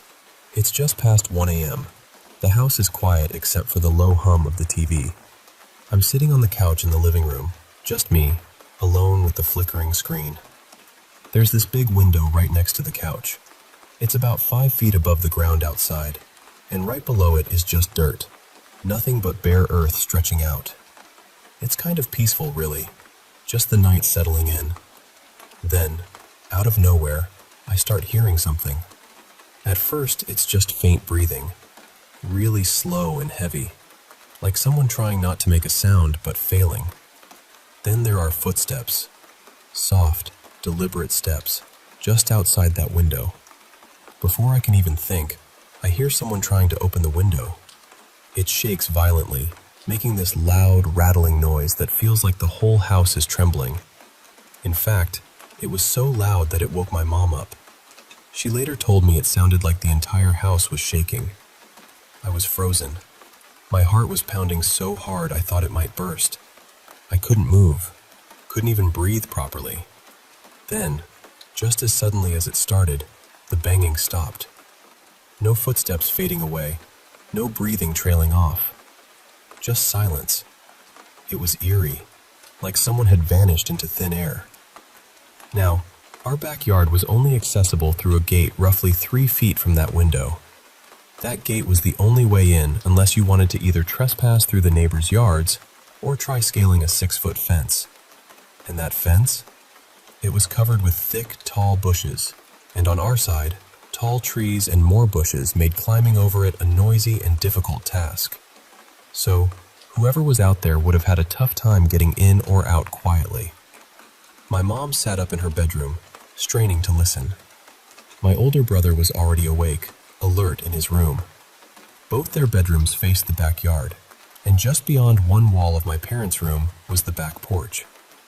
Right after the noises at the window, both Mom and my brother heard footsteps on the gravel by their windows. And then, someone walking on the porch itself. My brother even said he saw flashes of light, like 3 or 4 flashlights, flickering and pointing in all different directions, cutting through the darkness outside. Mom woke up my dad, who grabbed his gun and cautiously moved to the sliding glass door leading to the porch. From there, he looked out but saw nothing. No lights, no movement at all. Mom quickly called the cops. Everyone, except my little brother, gathered quietly in the living room with me. We were all tense, trying to keep as quiet as possible, listening intently for any sounds outside. Here's where it gets really strange. Out of nowhere, we started hearing noises on the roof. They weren't footsteps or animals scampering around. These sounds were loud and bizarre, like something heavy being dragged across the roof in different places. One loud scraping noise on one side, then another on the opposite side, coming quickly in a kind of rhythm. It sounded like multiple things being pulled or dragged, moving fast and chaotic. It had to be more than one person, because the sounds came from different parts of the roof almost simultaneously. And just like before, the noises stopped abruptly. No gradual fading, just silence. Now, the roof was hard to reach. You'd need a ladder or to climb the fence and then jump 5 feet up to get on top. And we never heard any climbing. We sat there, holding our breath, waiting for the police to arrive. When the officers came and searched the backyard, they found absolutely nothing. No footprints in the dirt near the window. No tracks in the gravel outside the windows. No broken branches or damage in the bushes by the fence. The window itself was intact. No signs of forced entry. The cops told us it was probably raccoons, but honestly, we all knew that was ridiculous. A raccoon can't jump up a 5-foot wall and shake a window that hard. It certainly wouldn't leave human-like footprints on the porch, or make those heavy, rhythmic noises on the roof. The next morning, we checked with our neighbors, and none of them heard a thing. That was strange because the noises were so loud and unmistakable. The windows had their blinds closed that night, so we couldn't see what was happening outside, just hear it. Throughout the whole ordeal, we didn't hear any voices or conversation, no whispers or calls between the people outside, but it was clear there were several of them. My parents and I didn't see any lights, but my brother swears he did. To this day, none of us know exactly what happened that night or who, or what, was there. We never experienced anything like it again. Sometimes, I wonder if it was just a group of very skilled burglars who decided not to break in, or if it was something else entirely. If you have any thoughts or ideas about what this could have been, I'd really love to hear them. Because honestly, That night remains one of the most unsettling mysteries of my life.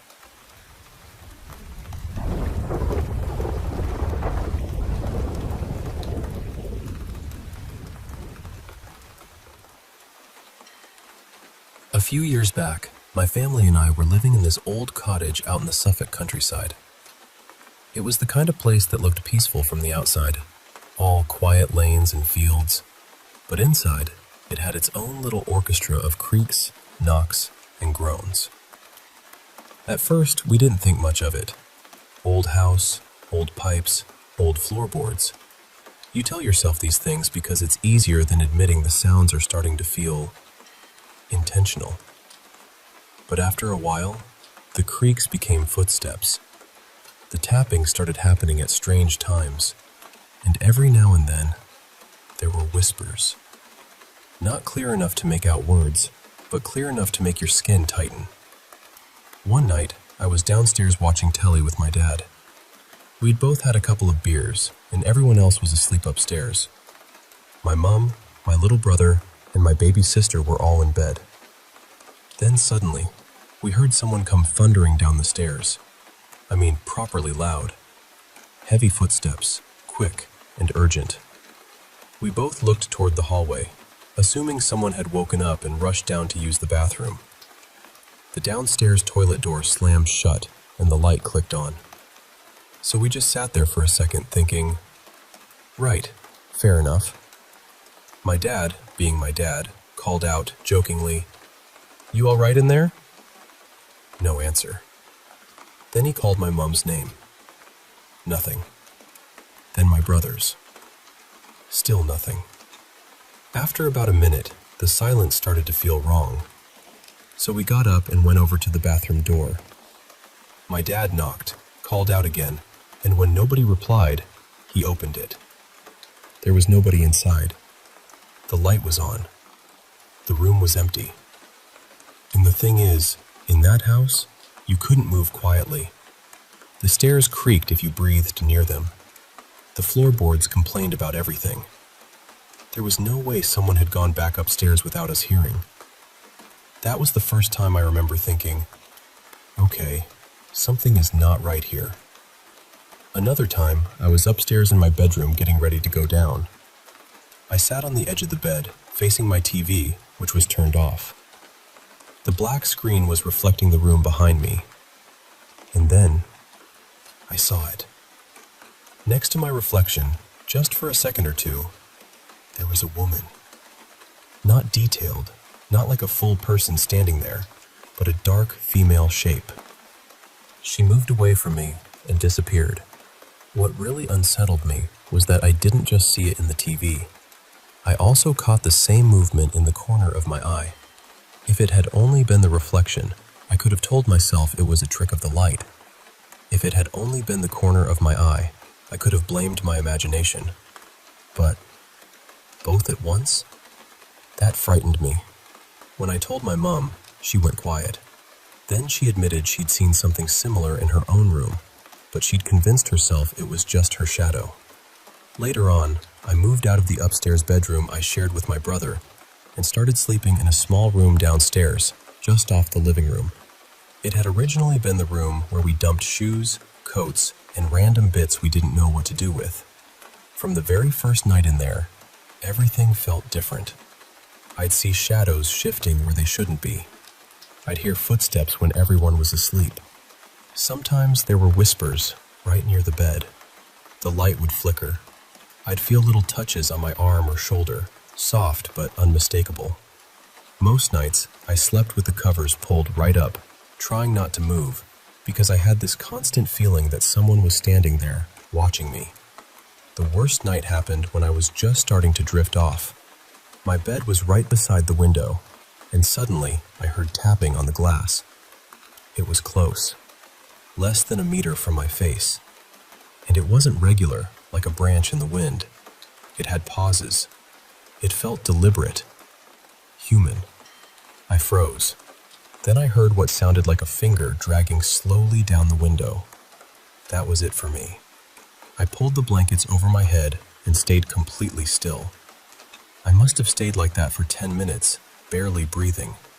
Eventually, the tapping stopped. Then I heard footsteps inside the room, moving from the door toward the side of my bed. The door hadn't opened. I know it hadn't, because I would have heard it. And honestly, I couldn't decide which was worse. Thinking someone was in the room with me, or knowing something had entered without using the door. Now, I know people can say it was imagination, stress, an old house playing tricks. And honestly, I tried to tell myself the same thing for a long time. But the thing that really sealed it for me happened when we were arranging a house swap. We wanted to move closer to town, and a couple came round to view our place. While they were there, I jokingly said to my mom, "Should I tell them about what's been happening here?" She immediately shushed me. But the woman visiting us looked straight at me, and her face changed. It was like she already knew. She said, "Are you seeing a ghost?" My stomach dropped. I laughed nervously and said yes. Then she asked, "Is it a woman? An older woman?" That stopped me cold, because the figure I'd seen, the one in the TV reflection, the one I felt around that downstairs room, had always seemed like a woman. Older, slow-moving, slightly hunched.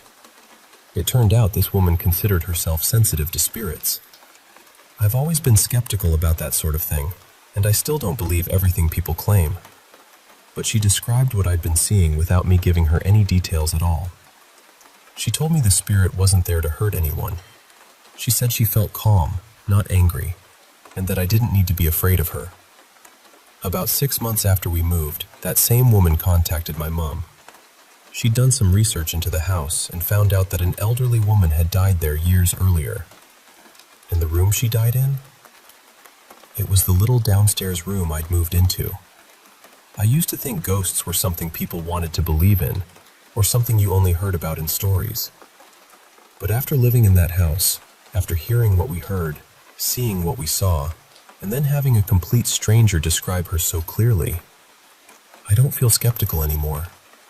I believe some places hold on to people. And I think it's very easy to dismiss the paranormal until one night, in the dark, it quietly introduces itself.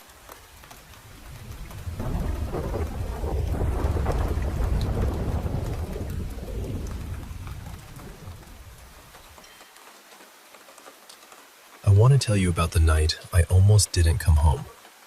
It was raining so hard that evening that the whole city looked blurred, like someone had dragged their hand across wet paint. I was standing outside this tall office building downtown, under a narrow awning, watching headlights smear across the streets below. My name is Clara Hallowell, and at that point in my life, I was exhausted in a way sleep couldn't fix. I had just finished a brutal business trip. 5 days, 3 cities, one meeting after another. Conference rooms that were always too cold. People smiling politely while talking about numbers big enough to stop feeling real. Everyone kept congratulating me because the deal had closed, but honestly, I didn't feel proud. I just felt hollow. My phone kept buzzing in my hand. Emails, missed calls, calendar alerts.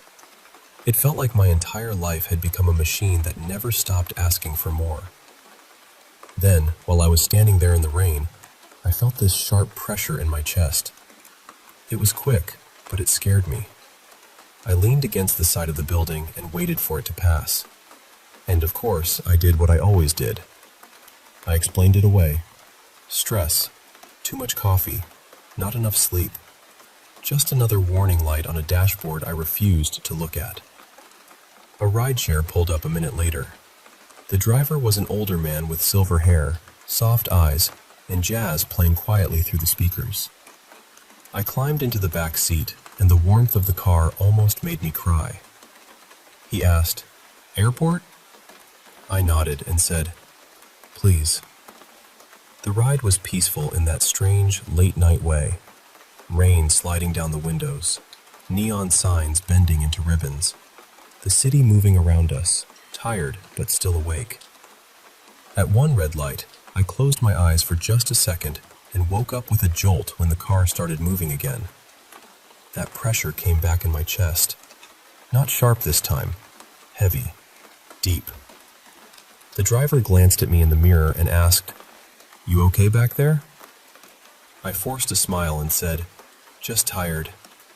And I believed that. I really did. When we reached the airport, everything looked normal. Bright lights, crowds, rolling suitcases, crying kids, business travelers hunched over laptops, coffee smells drifting through the air, announcements echoing from the ceiling. I checked my boarding pass. Gate C-17. Final flight home. I bought water and called my younger sister, Natalia, mostly because I was afraid I'd fall asleep standing up. She answered right away and said, "So, did they finally let you out of the corporate dungeon?" I laughed, but it came out weak.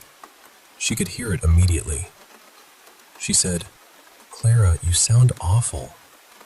And I told her, "I feel awful." She got quiet for a second, then said, "You've been running yourself into the ground for months." I leaned against the wall near my gate and rubbed my chest again because that ache was back. I told her, "I just need sleep." She said, "Promise me you'll take care of yourself when you get home." And I said, "I promise." Then boarding was called. I hung up, grabbed my bag, and got in line. Everything still felt ordinary. That's what I remember most. A father rocking a sleeping child on his shoulder. 2 students arguing about seats. A woman complaining into her phone about a missed connection. Just normal airport chaos. The flight attendant at the door smiled and said, "Welcome aboard." I stepped into the plane and stopped. The cabin was empty. Completely empty. No passengers, no luggage, no crew. Every seat was vacant under dim overhead lights. At first, my brain tried to make sense of it. Maybe I had boarded too early. Maybe everyone was delayed at the gate. Maybe the crew had stepped away. But then I turned around. The jet bridge door slowly closed by itself. The flight attendant was gone. I called out, "Hello?" No one answered. The lights flickered. Then every window turned black. Not nighttime black. Not storm cloud black. I mean absolute darkness, like the whole world outside the plane had been erased. That was when I really started to panic. I ran back to the door and pulled the handle. Locked. I pounded on it and yelled, "Open the door!" But the sound didn't travel. It felt like the plane swallowed my voice. I looked through the little window in the door. The jet bridge was gone. No airport, no runway, no lights. Only darkness pressing against the plane from every side. My hands were shaking when I grabbed my phone. The screen flickered with static, then died completely. And then I heard it. Clack. It came from the front of the plane, from near the cockpit. Clack. Wet. Sharp. Wrong. I knew I should run, but fear can do strange things to you. Sometimes it freezes you. Sometimes it pulls you closer to the thing you know you shouldn't see. I walked toward the cockpit slowly. The lights flickered harder. Something inside breathed, not like a person, like an animal smelling the air. I was only a few steps away when the cockpit door slammed open, and something came out. I still struggle to describe it. It had the shape of a body, but not a human one. Its limbs were too long and bent in places they shouldn't. Its skin looked black and wet, stretched tight over broken bones. Its head tilted sideways with this awful cracking sound. Then 2 red eyes opened in the dark of its face. It sniffed the air. Then its head snapped toward me. I ran. I don't remember deciding to run. My body just took over. I sprinted down the aisle while that thing screamed behind me, a sound so loud the seats shook. I threw myself into the lavatory and locked the door right before something slammed against the wall outside. The whole room shook. I crouched on the floor with both hands over my mouth, trying not to make a sound. Outside, I heard claws dragging along the walls. Scrape. Scrape. Then sniffing. Right outside the door. The handle twitched once. I stopped breathing. It stayed there for what felt like forever. Then the footsteps moved away. For a few minutes, there was silence. But it wasn't peaceful silence. It felt alive. It felt like the plane itself was listening. I told myself, this isn't real. This can't be real. Eventually, I opened the door. The aisle was empty. I stepped out carefully, looking between the rows of seats, trying to think. And then something rose from behind the seats beside me. A black arm wrapped around my waist and slammed me into the cabin wall. The creature's face was inches from mine. Its mouth opened too wide, full of jagged teeth. It smelled like rot and burned metal. It started dragging me toward the back of the plane. I screamed and fought. I kicked as hard as I could, and somehow it loosened its grip. I grabbed a metal tray from one of the seats and smashed it into the side of its face. It screamed. I ran again, but now there were more of them. One crawled up from beneath the seats in front of me, smaller than the first, thin and twisted, moving on limbs that bent like spider legs. I kicked it in the face without stopping. I felt something crack, and it flew sideways into the seats. The plane started changing around me. The aisle stretched too long. Shadows moved where nothing should move. The walls looked like they were pulsing, almost breathing. Overhead bins burst open. Bags crashed down. Red emergency lights flashed, and everywhere I looked, more creatures were appearing. Some crawled across the ceiling. Some unfolded themselves from between the rows. All of them had those glowing eyes. I reached the rear galley and saw a hatch in the floor. Cargo access. I didn't think. I opened it, climbed down, and pulled it almost shut above me. The cargo hold was freezing. It was dark and huge, filled with containers and luggage stacked in endless rows. Above me, I could hear the creatures moving through the cabin. Claws scraping, heavy footsteps, sniffing. They were looking for me.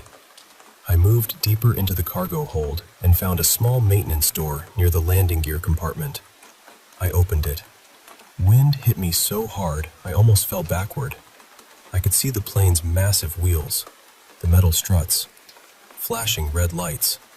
But beneath the wheels, there was no ground, no runway, no earth, only endless blackness. And from somewhere far below, I heard voices, screaming. Thousands of them, buried in the dark. That was when I understood something was terribly, terribly wrong. This wasn't just a plane. This was somewhere else. Then I heard a metallic clang behind me. Something had entered the cargo hold. I turned. 2 red eyes appeared between the containers. Then another pair. Then more. They came slowly at first, almost like they were enjoying how afraid I was. The largest creature ducked beneath the metal beams, its body scraping against the ceiling.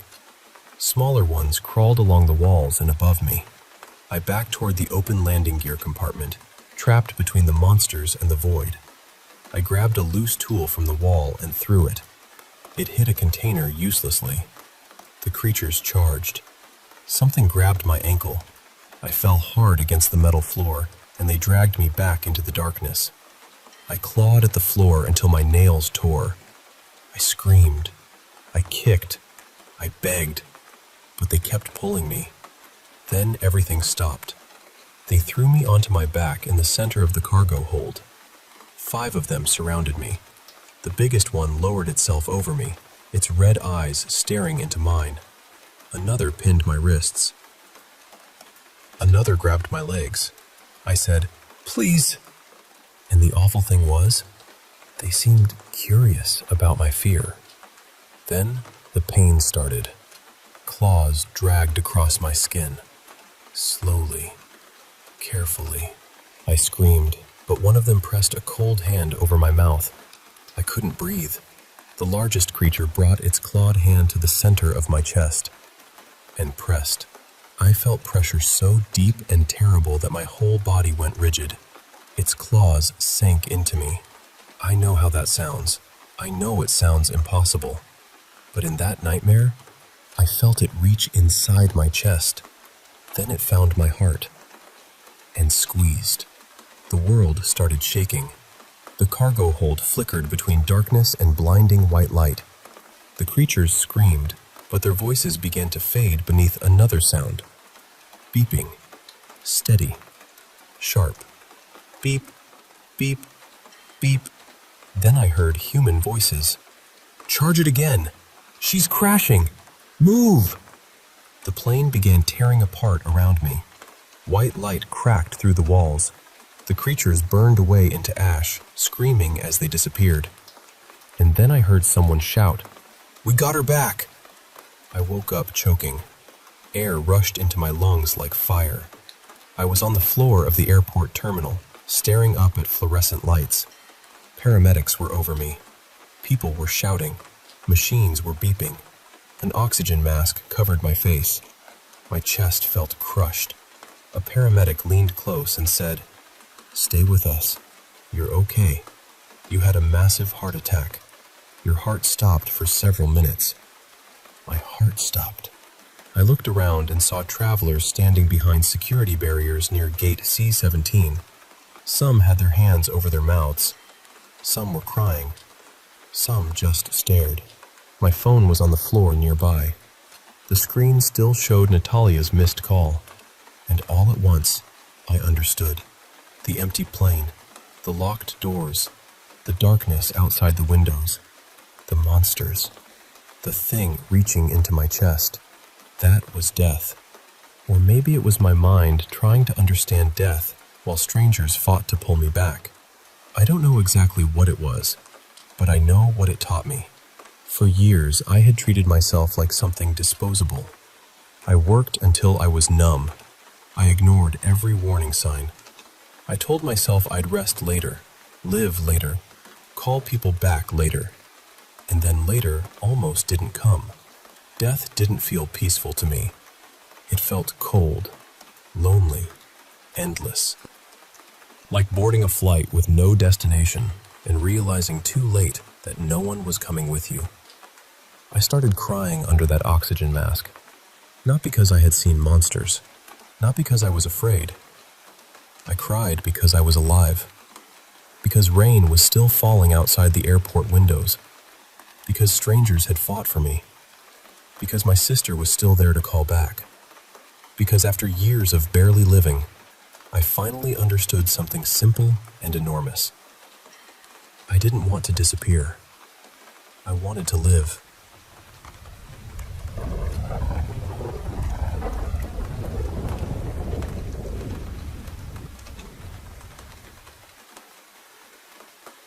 I grew up in a little town way up in northern Maine. There were maybe 850 people there, give or take. It was the kind of place where folks didn't need to see who was coming down the road. They could tell by the sound of the engine. But the strangest thing about that town wasn't how small it was. It was what everyone called the quiet hour. Every night, at exactly 1:17 in the morning, the entire town shut itself away for 1 full hour. Doors locked, curtains closed, lights off. No phones, no talking near windows, no peeking outside. When I was a kid, I figured it was just one of those old local traditions nobody questioned anymore. A small-town superstition with dust on it. But whenever I asked about it, the adults always gave me the same answer. Some things only know you're there once you pay attention to them. And that was it. Nobody ever explained more. A few weeks ago, my mother passed away, and I came back home to sort through her house before putting it up for sale. I hadn't been back in 13 years. Honestly, I'd almost forgotten the quiet hour was ever a thing. Until my first night there. At 1:14 a.m., my phone buzzed on the kitchen counter. It was a town emergency alert. Quiet hour begins in 3 minutes. Lock every entrance. Do not look outside. I actually laughed when I saw it. I thought maybe the town had turned the old warning into some official little ritual, like a creepy neighborhood curfew. Then, all at once, every light on the street went out.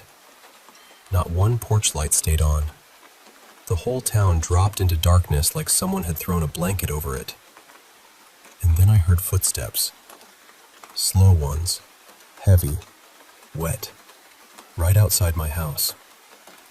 I stood there by the kitchen window, completely still, telling myself it had to be someone messing with me. Maybe a couple of kids who knew I was back in town. Then something touched the glass. Not a knock, more like a fingernail. It dragged down the window slowly, from top to bottom. I knew better. I really did. All my life I had heard the same warning. Don't look outside during quiet hour. But I moved the blind just enough to see. There was someone standing in my front yard. A woman, I think. She was wearing a long gray dress, soaked dark around the bottom like she had just walked out of a lake. Her hair covered her whole face, but the part that made my body go cold was how tall she was. She was far too tall. Her head almost reached the lowest branches of the maple tree in the yard, and she wasn't moving at all. Then my phone buzzed again. Another alert. Do not let them see you watching. The second my screen lit up, her head snapped toward the window. I dropped to the floor so fast I hit my shoulder on the cabinet. And then she started running. Not at the house. Around it. Fast, splashing footsteps circled the walls again and again. Fingernails scraped along the siding. Windows trembled in their frames. At one point, something laughed softly from just outside the bedroom wall. I stayed curled up on the kitchen floor with my hands over my mouth, trying not to make a sound. Then I heard my mother's voice upstairs. Emmett? I stopped breathing. My mother had been gone for 3 weeks. Emmett, come upstairs, sweetheart. It was her voice exactly. Not close, not similar. Hers. And for one terrible second, I almost answered. That's the part I still hate thinking about. Some tired, grieving piece of me believed it. Wanted to believe it. Then I remembered something my grandfather once told me when I was little. They only sound human when you miss someone badly enough. Above me, a floorboard creaked. Something was walking down the upstairs hallway. Then it stopped directly over my head. Everything went quiet. And then, right beside the kitchen window, something whispered. He looked at me. Not you looked. He looked. Like it was telling someone else. A moment later, every dog in town began screaming. Not barking, screaming. And somewhere beyond the house, dozens of footsteps started racing through the streets at the same time. I don't remember much after that. I crawled under the kitchen table, covered my ears, and stayed there until the room finally began to turn gray with early morning light.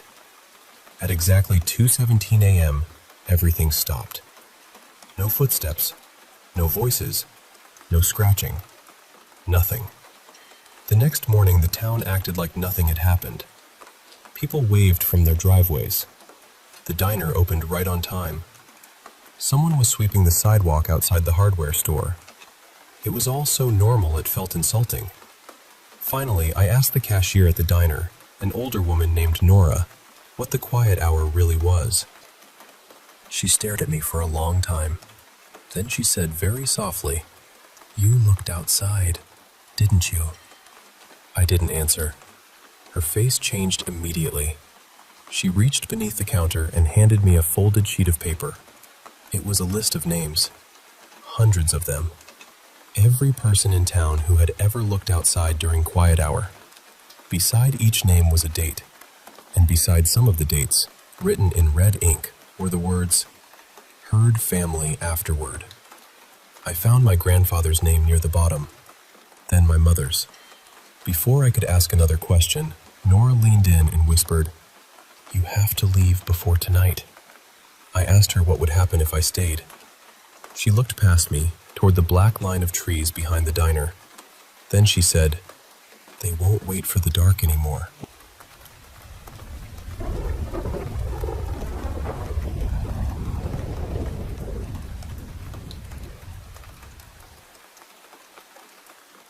I've had more than a few strange things happen to me over the years.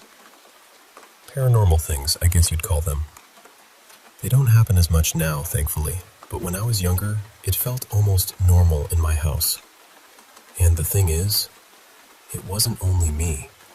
My family saw things too. The first time I really remember being terrified by it, I was about 13. I was home alone for just a little while. My mom had gone out of state to watch my older brother play in a college baseball game. My oldest brother was away with the military, and my dad had taken my little sister to dance practice. He was only supposed to be gone for maybe an hour, so nobody thought much of it. I was a responsible kid. I kept the doors locked, didn't answer if someone knocked, and mostly just stayed out of trouble. I was sitting in the kitchen on the family computer, probably playing some random game or messing around online, when I heard footsteps upstairs. They started in my bedroom. Then they moved slowly across the landing, then toward my parents' room.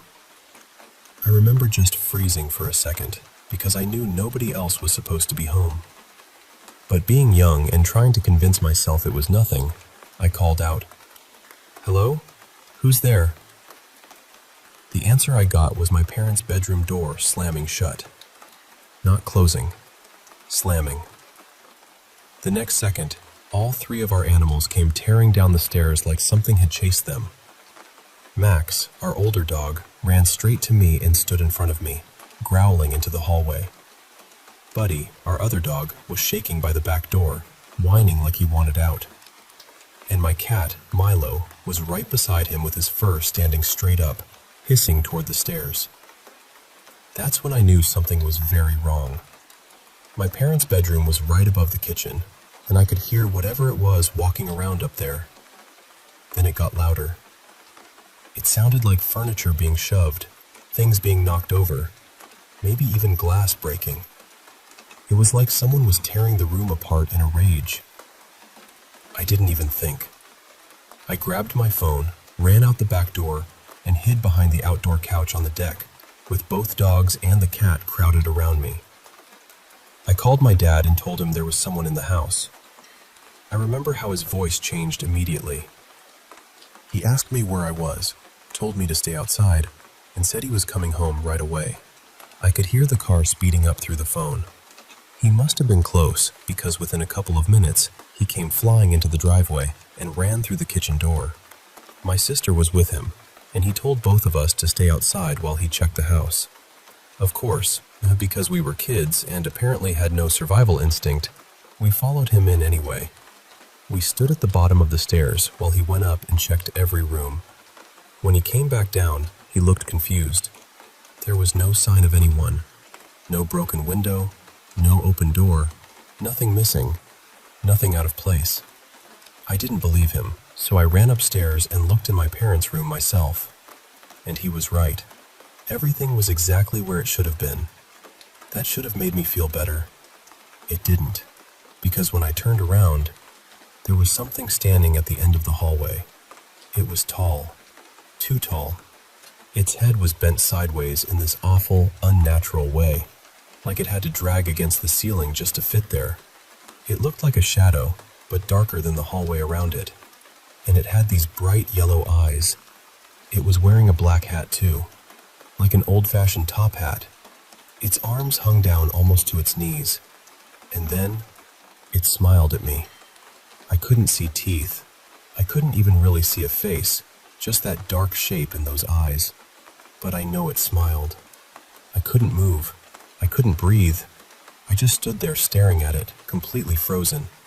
Then my sister called my name from downstairs, and I looked away for maybe 1 second. When I looked back, it was gone. That wasn't the last time I saw it either. There were other moments after that. Sometimes I could see it clearly. Sometimes I could only feel it nearby, like the room had gone heavy and wrong. I know how it sounds. I really do. But I swear this happened. And honestly, even now, thinking about it still makes my skin crawl. That thing is the reason I still hate being alone in the dark.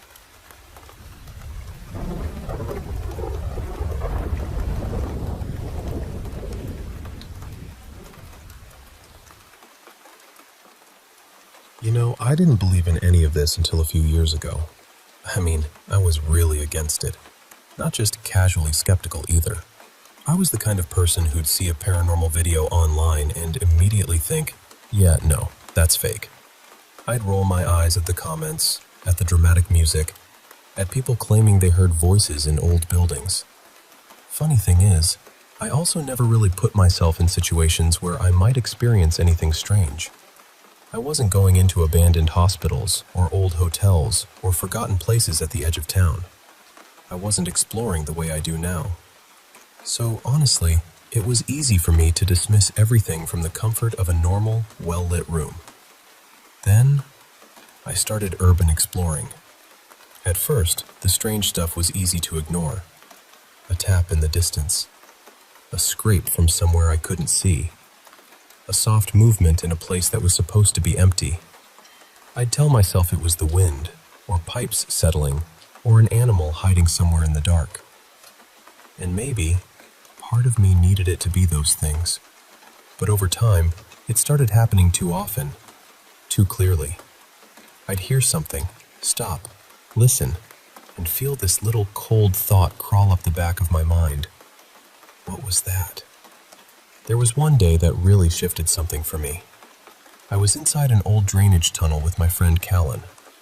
The place was damp, echoey, and so still it almost felt sealed away from the rest of the world. We were walking slowly, trying not to slip, when I heard this low whisper. Not quite a voice, not quite a whistle. It came from farther down the tunnel, where our lights barely reached. And for the first time, I didn't laugh it off. I just stood there, staring into that darkness, and thought, what if? That was the moment I made a deal with myself. From then on, if I heard something strange or saw something I couldn't explain, I wasn't going to brush it aside anymore. I was going to check. I was going to ask questions. I was going to walk toward the sound instead of pretending I hadn't heard it. If something was there, I wanted to know. And I swear, once I made that decision, it was like the whole world got louder. I started hearing things that made no sense, seeing movement where nobody should have been, catching sounds in places that had been abandoned for years.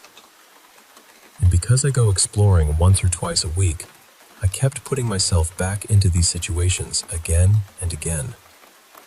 Eventually, I couldn't just call all of it coincidence. That's when I started believing there might really be something there. Spirits, energy, whatever word you want to use. I don't claim to have the perfect answer. I just know that after enough unexplained moments, something in me changed. And once I believed, I couldn't leave it alone. I didn't want to just say, okay, ghosts exist, and move on with my life. I wanted to understand. I wanted the how, the why, the who, all of it. That curiosity is actually what pushed me toward quantum mechanics. I even took a few beginner quantum physics classes back at college, mostly because I wanted some kind of framework for the strange things I'd experienced. And what I learned didn't exactly explain the paranormal. It made it stranger. It made me feel less like, now I understand everything, and more like, of course reality is weirder than we think. Take quantum entanglement, for example. Two particles can become connected in such a way that they seem to share information instantly, no matter how far apart they are. You could separate them by a huge distance, and somehow, what happens to one is tied to the other. That idea alone bends my brain. We're talking about something faster than sound, faster than a Wi-Fi signal, faster than light in the way we normally understand communication. Scientists can describe parts of it, sure, but there's still this deep mystery underneath it. How does one particle know what's happening to the other? I'm not saying quantum physics proves ghosts. I'm saying the universe is already doing things that sound impossible when you first hear about them. So when people tell me spirits or paranormal experiences are too strange to be real, I don't dismiss them the way I used to. Not anymore. Because after being in those tunnels, those empty buildings, those rooms where the air changes for no reason, I've learned something. Reality has corners we haven't lit up yet. And sometimes, when you step into one of those dark corners and listen closely, something listens back.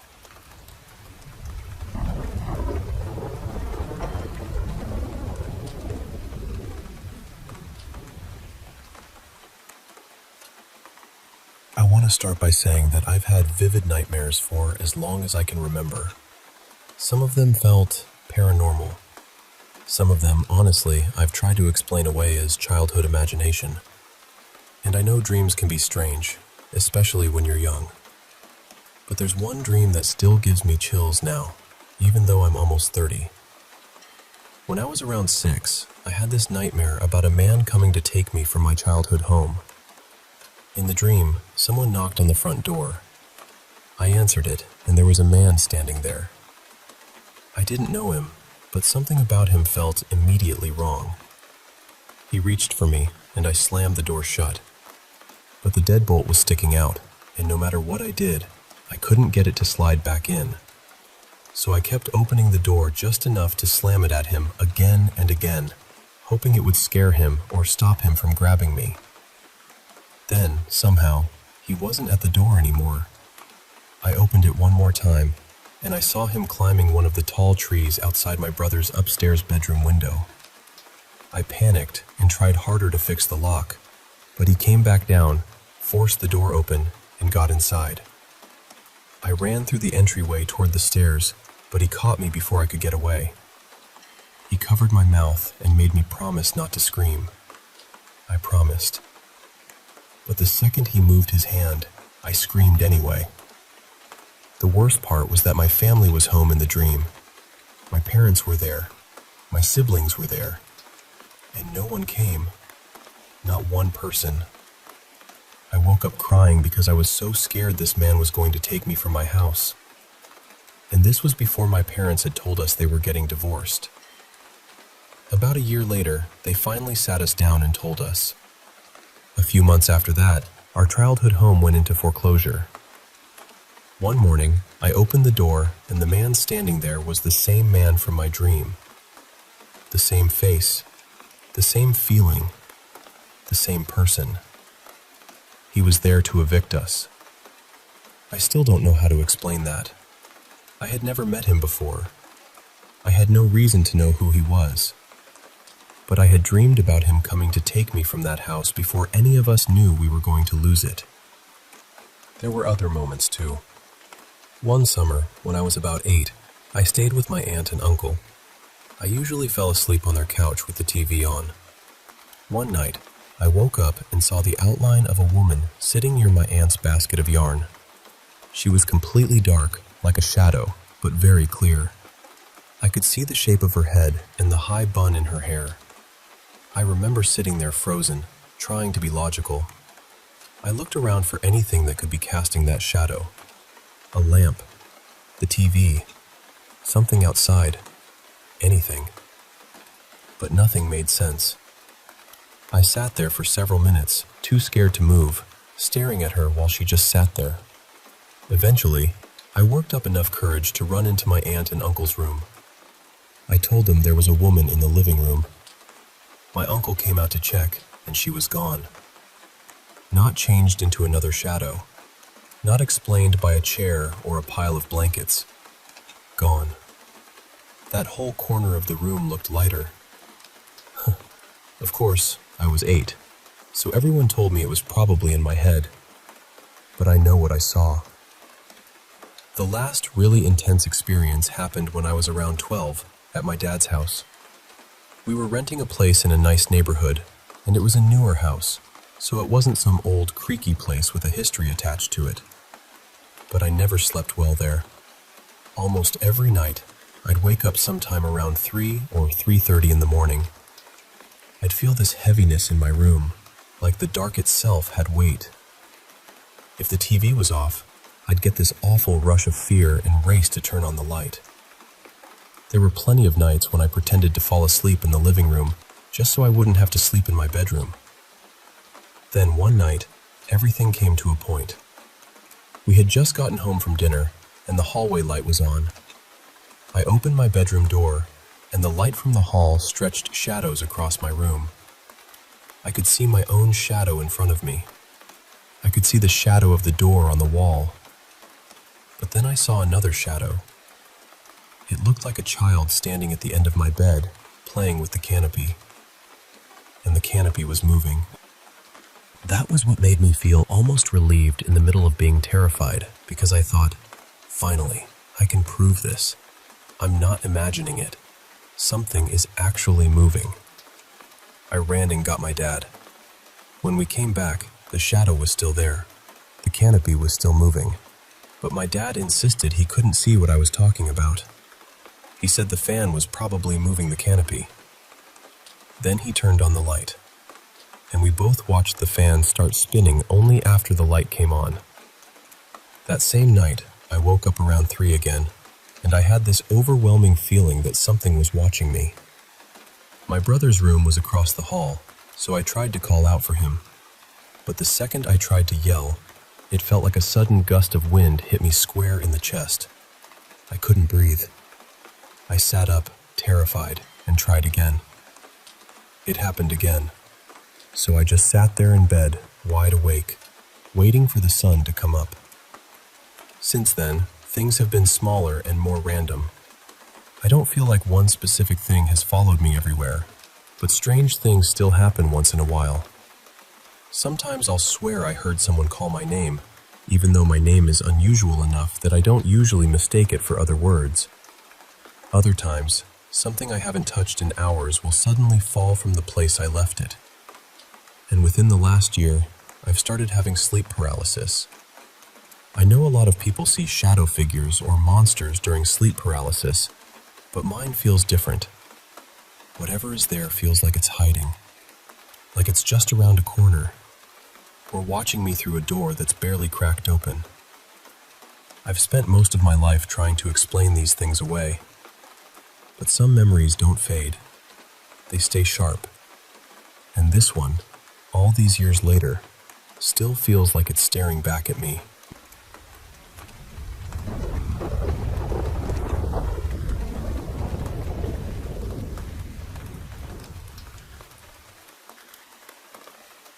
I honestly believe the house I grew up in is haunted. And I know how that sounds. I know most people hear that and immediately start looking for a normal explanation. Trust me, I've done the same thing for years. I've tried to talk myself out of it, tried to blame my imagination, old pipes, shadows, stress, anything. But there are some things that just don't fit neatly into a normal explanation. When I was little, weird things were already happening around me. My mom used to find me awake in the middle of the night, sitting in the same place, just staring at the wall and talking like someone was sitting right there in front of me. She would ask me who I was talking to, and apparently I'd just say something like, "They're listening." I don't remember every detail of that, but I remember the feeling of the house, especially the basement. I hated that basement from the time I was old enough to understand what fear was. It wasn't just that it was dark, or cold, or creepy in the way basements usually are. It felt wrong down there. Heavy. Mean. Like the air had weight to it. I never felt alone in that room. Not once. Sometimes things would fall over when nobody was near them. Other times, I'd see something move fast out of the corner of my eye, like a person sprinting past me. But when I turned to look, there was never anything there. As I got older, it didn't stop. It actually got worse. One night, I was half asleep on the couch with my friend Dana beside me. I was just drifting off when I felt someone lift a small section of my hair and gently pull it.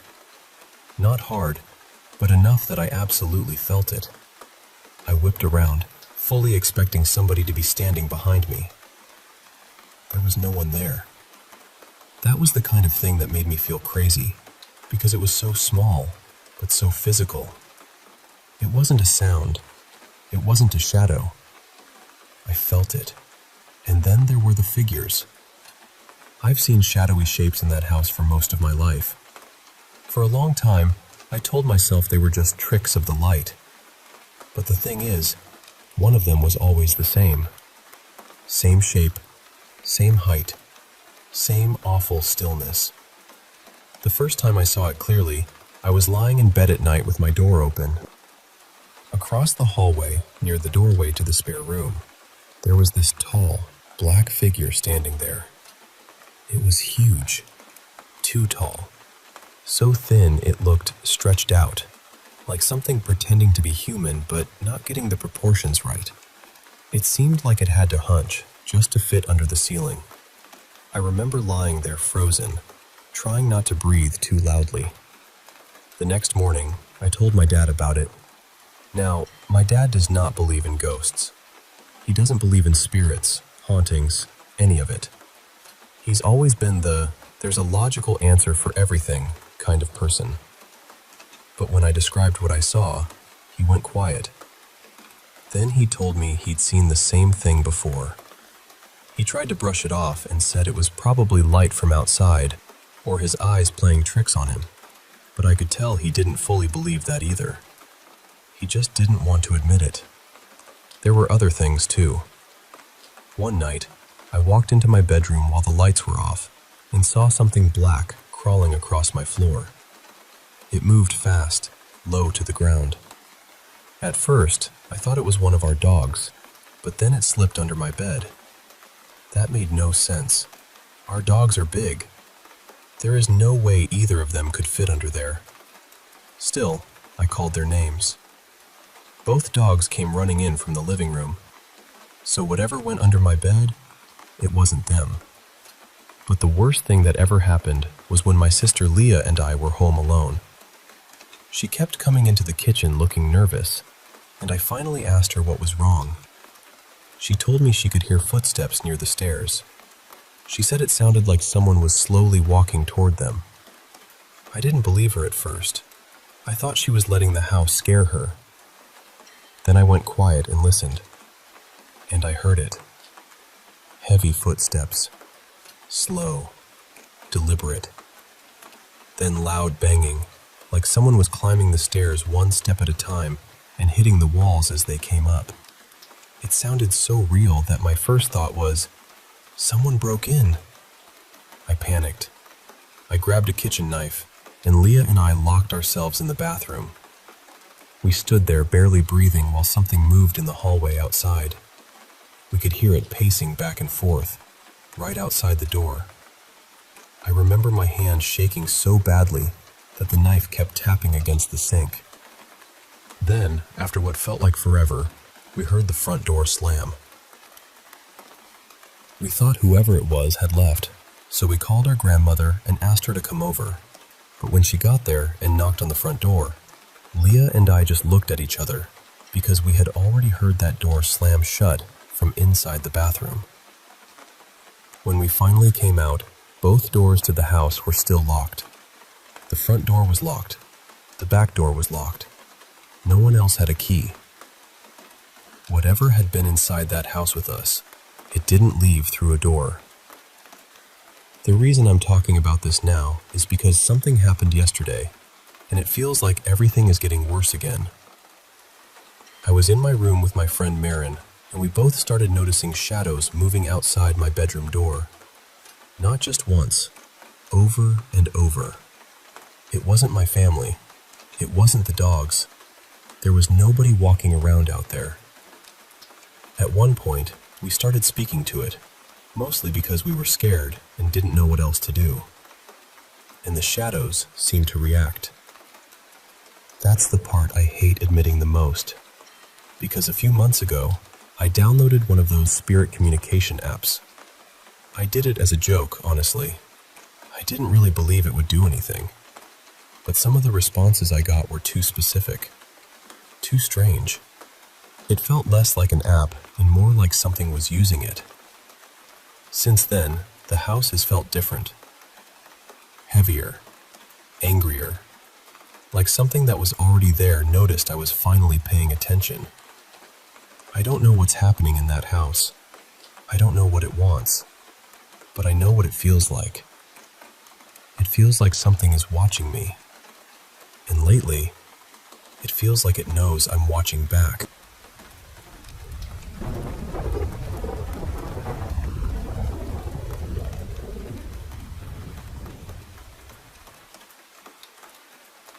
This happened a long time ago. Probably 11 years back. I was around 13, maybe 14. I don't remember my exact age, but I remember the dream. I remember it because it felt too real. The kind of real that stays tucked under your skin. Back then, I used to see this little girl in our house. I called her Hallie. She looked young, maybe 8 or 9, and she always wore this white nightgown with little ruffles along the collar and the hem. I can still picture it clearly. She never looked dirty or frightening at first. She was just there, standing in doorways, watching from corners, quiet as dust in sunlight. For a while, I thought I was the only person who could see her. Then one day, my mom mentioned her, just casually, like she was talking about a neighbor's kid. She said she'd seen the little girl too. That changed everything for me, because suddenly Hallie wasn't just something in my imagination. Someone else had seen her, someone grown, and that matters. One afternoon, I got into a huge argument with my younger brother. I don't even remember what it was about, which tells you how silly it probably was. Something childish, something that felt enormous in the moment and meaningless 10 minutes later. We were yelling at each other, and then I noticed Hallie standing behind him. She was just watching us. I stopped yelling and stared at her. My brother noticed my face and looked over his shoulder, but of course, he didn't see anything. A little while later, we made up, because that's what kids do. We were angry, then we were fine, then we were probably playing again like nothing had happened. That night, I went to bed feeling normal. The rest of the day had been calm. Then, I had the dream. In it, I was walking through our house. Everything looked exactly the way it should have. Same hallway, same doors, same quiet. I went into the bedroom I shared with my brother at the time, and the second I stepped inside, I saw Hallie standing over him. He was on the floor. There was blood everywhere. I remember feeling so horrified in the dream that I actually got sick. Hallie was hurting him, and the worst part was her face. She looked up at me and smiled like she was proud, like she wanted me to approve of what she'd done. I woke up, drenched in sweat and crying. I ran straight to my mom's room and told her everything. She held me, calmed me down, and told me we'd talk more in the morning. I think she was trying not to scare me more than I already was. The next day, after my brother left to go to a friend's house, my mom sat with me and listened. She was gentle about it. She told me sometimes when we're angry or upset, those feelings can slip into our dreams and twist them into something awful. And honestly, that explanation helped a little. I wanted it to be that. I wanted it to be just a bad dream born from a stupid argument. 2 nights later, my brother woke up screaming. He ran to my mom's room, but I stayed in bed. I was half asleep and didn't really understand what was happening, so I drifted off again. The next morning, he went to his friend's house again, and my mom asked me to come sit with her. She looked serious. She asked me if I had told my brother about my nightmare. She asked if I'd ever talked to him about Hallie. I told her, no. I hadn't said a word. I was protective of him, even when we fought. I didn't want to scare him. That's when my mom went pale. I mean, all the color just left her face. She told me my brother had dreamed about Hallie too, only in his dream, it was reversed.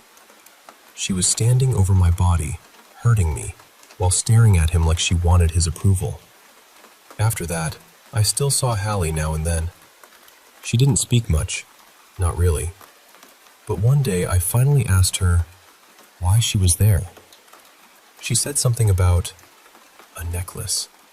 A couple of months later, we were clearing some brush and old debris from part of our land, and we found one. It was small and old-looking, with a rose on the front. My mom got curious and started looking into the history of the property. Eventually, she found an old mention of a little girl who had drowned in the creek behind our house. The article didn't name the girl, but it did mention her parents. And her father had a reputation for being cruel to his family.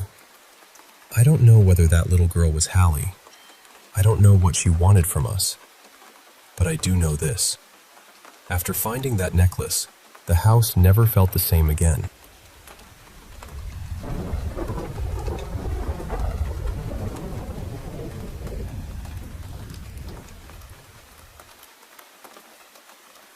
Lately, I've honestly started wondering if there's something strange going on in my house, and I need someone to tell me if I'm overthinking it or not.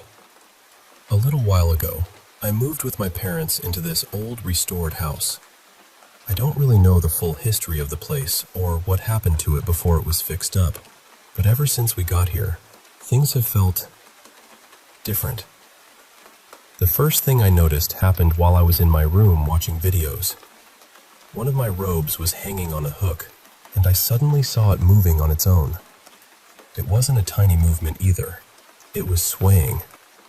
Nobody was in my room, the window wasn't open, and there was no breeze.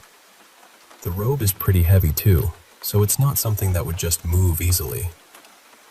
Then I started having sleep paralysis more often.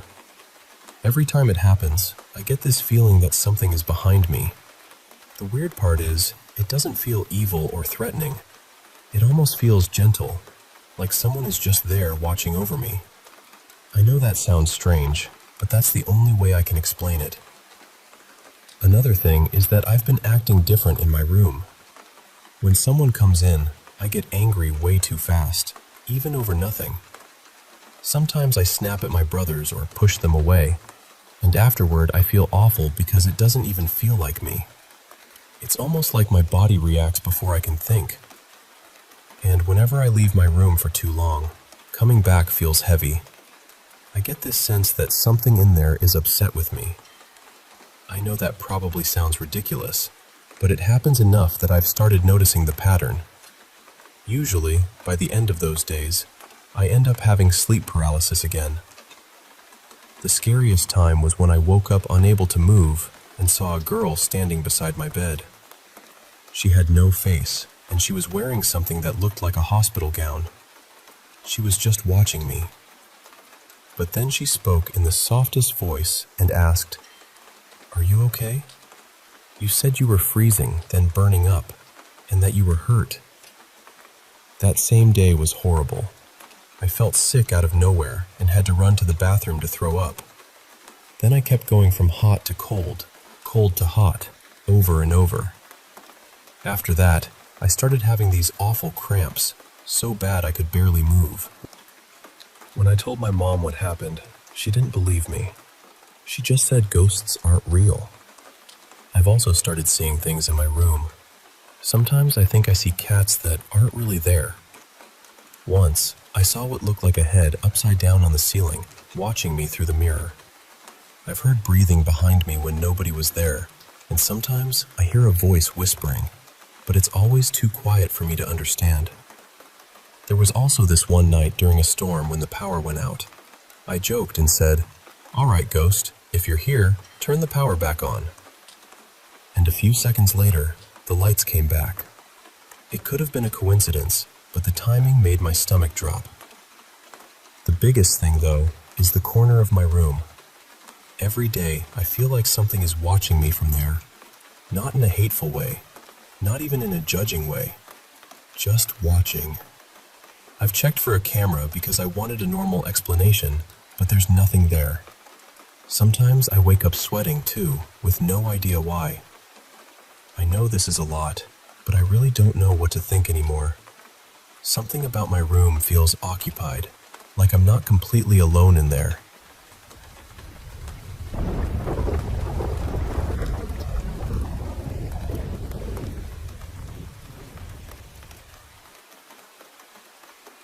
Back in 2019, I had a dream that changed something in me. Or maybe, in some ways, it broke something open. To give a little context, I grew up feeling mostly ignored. My parents weren't really emotionally mature, and love in my house always felt conditional. I couldn't just ask questions. I couldn't just ask for comfort. Even the smallest bit of attention felt like something I had to earn. So I learned to watch people closely. I learned to adjust myself around everyone. My parents, relatives, family friends, even strangers sometimes.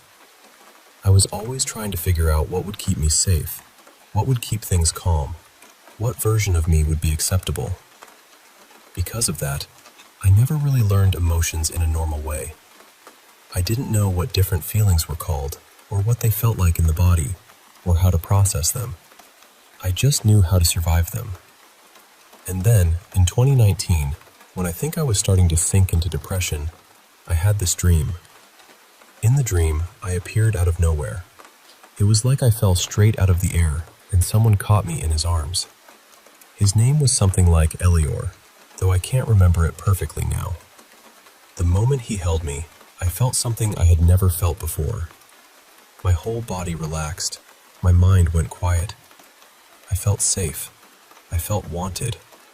I felt loved. Not in a loud or dramatic way, but in this deep, peaceful way, like I didn't have to prove anything to be held. And that mattered because I don't trust people easily. I mean, I don't really trust anyone. I also hated being touched. But in that dream, when he hugged me, I didn't want to move. I didn't want to let go. I didn't want the dream to end. I wanted to stay there forever. But of course, I woke up. After that, I kept trying to go back. I tried to continue the dream. I tried to dream about him again, and eventually, I did. But it felt different. It felt like he didn't really want to be there. Like he had only come because I had pulled him back somehow. When I woke up, I felt awful. Disappointed, yes, but mostly guilty. Not because he didn't want to stay, but because it felt like I had forced him. So I stopped trying to call him back. Or at least, I stopped begging for him. Then a few nights later, he came to me on his own.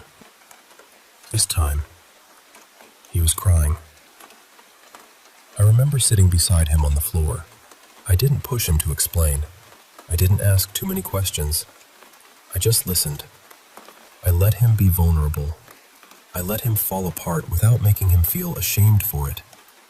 I rubbed his back gently, and we sat close enough that our knees were touching. That was all. Just quiet comfort. Then he hugged me, still crying. But this time, he was crying because he was saying goodbye. He told me he couldn't come back anymore. He told me his name again, and for the first time, I saw his face clearly. But when I woke up, both of those things were gone. His name, his face, all the sharp details slipped away. I only remembered how it felt. And honestly, that feeling has never left me. To this day, I can't fall asleep unless I'm hugging a pillow or a blanket or something close to my chest. A lot of nights, I still cry myself to sleep. I get this ache in my heart, this longing for someone I met in a dream, someone I can barely even describe. And that is how I learned what love felt like. Not because someone in real life showed me, not because I was ready for it, but because this person appeared in my bleak little world and shone so brightly that I couldn't forget him. And in a way, he ruined me. Because I've tried to find that feeling again. I really have. I've tried to connect with people. I've tried to be open. But nothing has ever felt like that. Nothing has ever felt that pure, that safe, that real. And the worst part is that he left. I know it sounds strange to say that about a dream, but it felt like he left without taking responsibility for what he meant to me.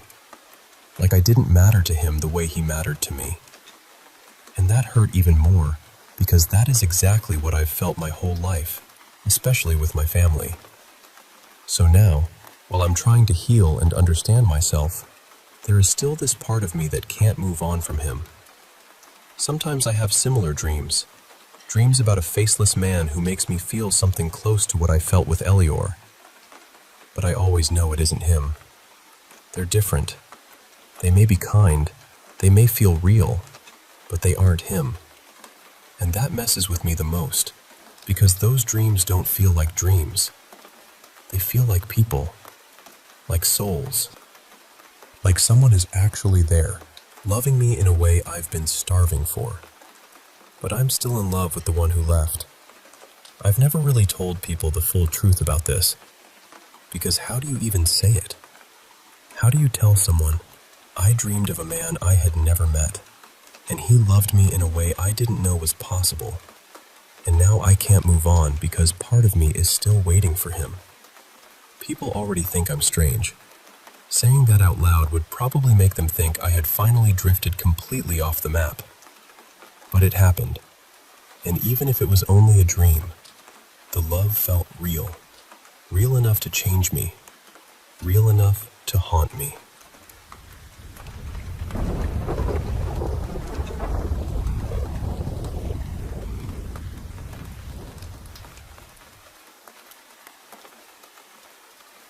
I live with my partner above a pub in England, and the building is old. Really old.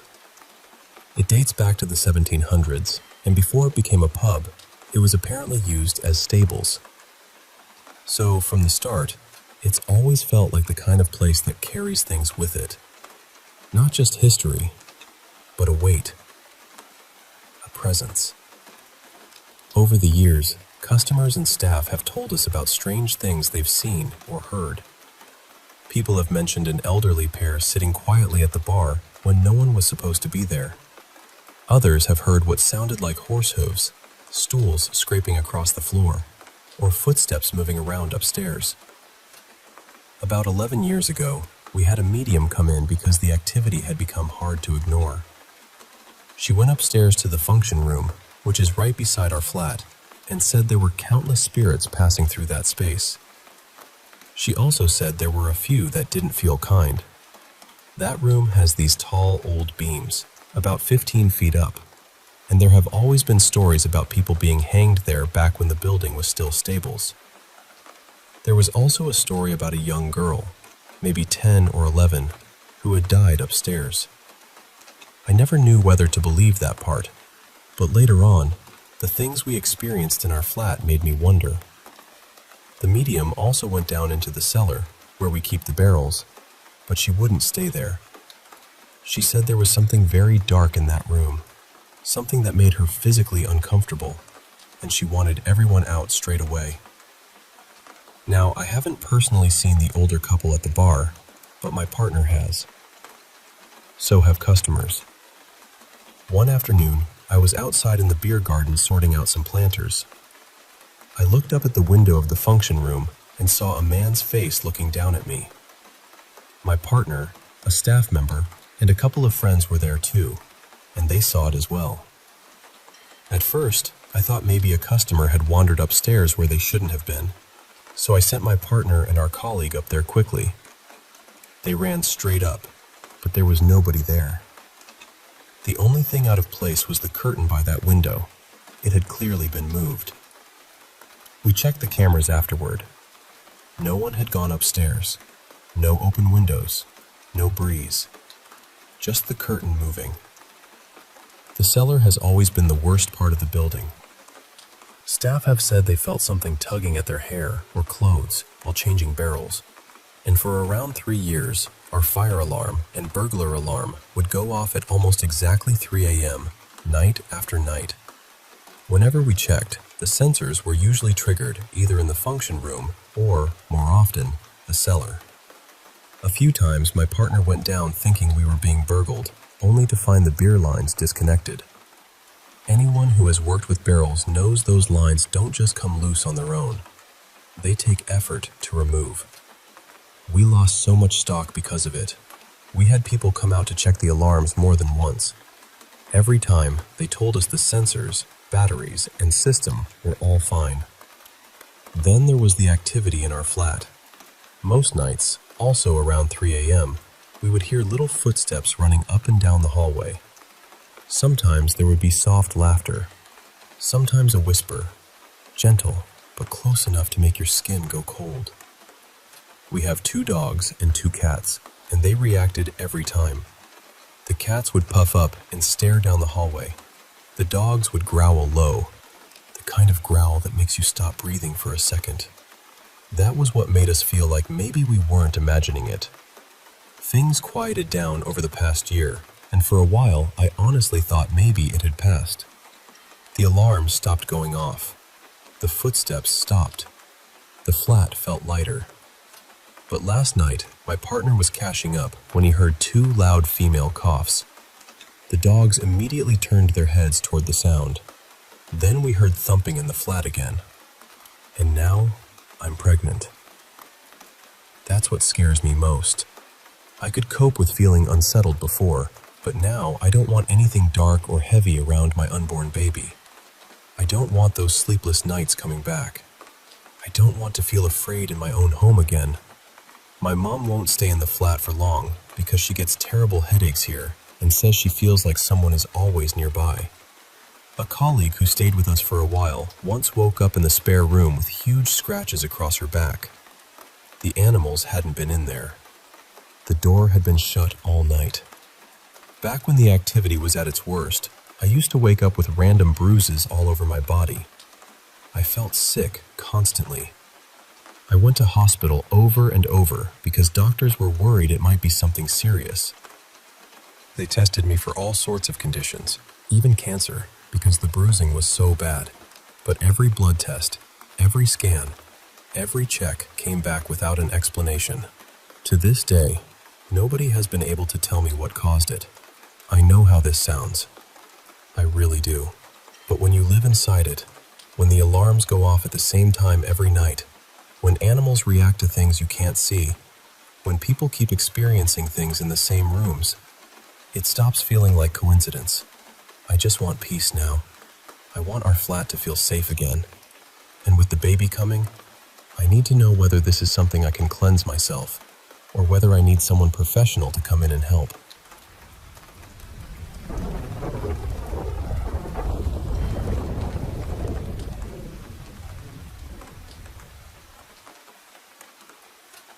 Let me tell you about a spirit people in Thailand still speak of quietly, especially in the countryside, where the banana groves grow thick and wild.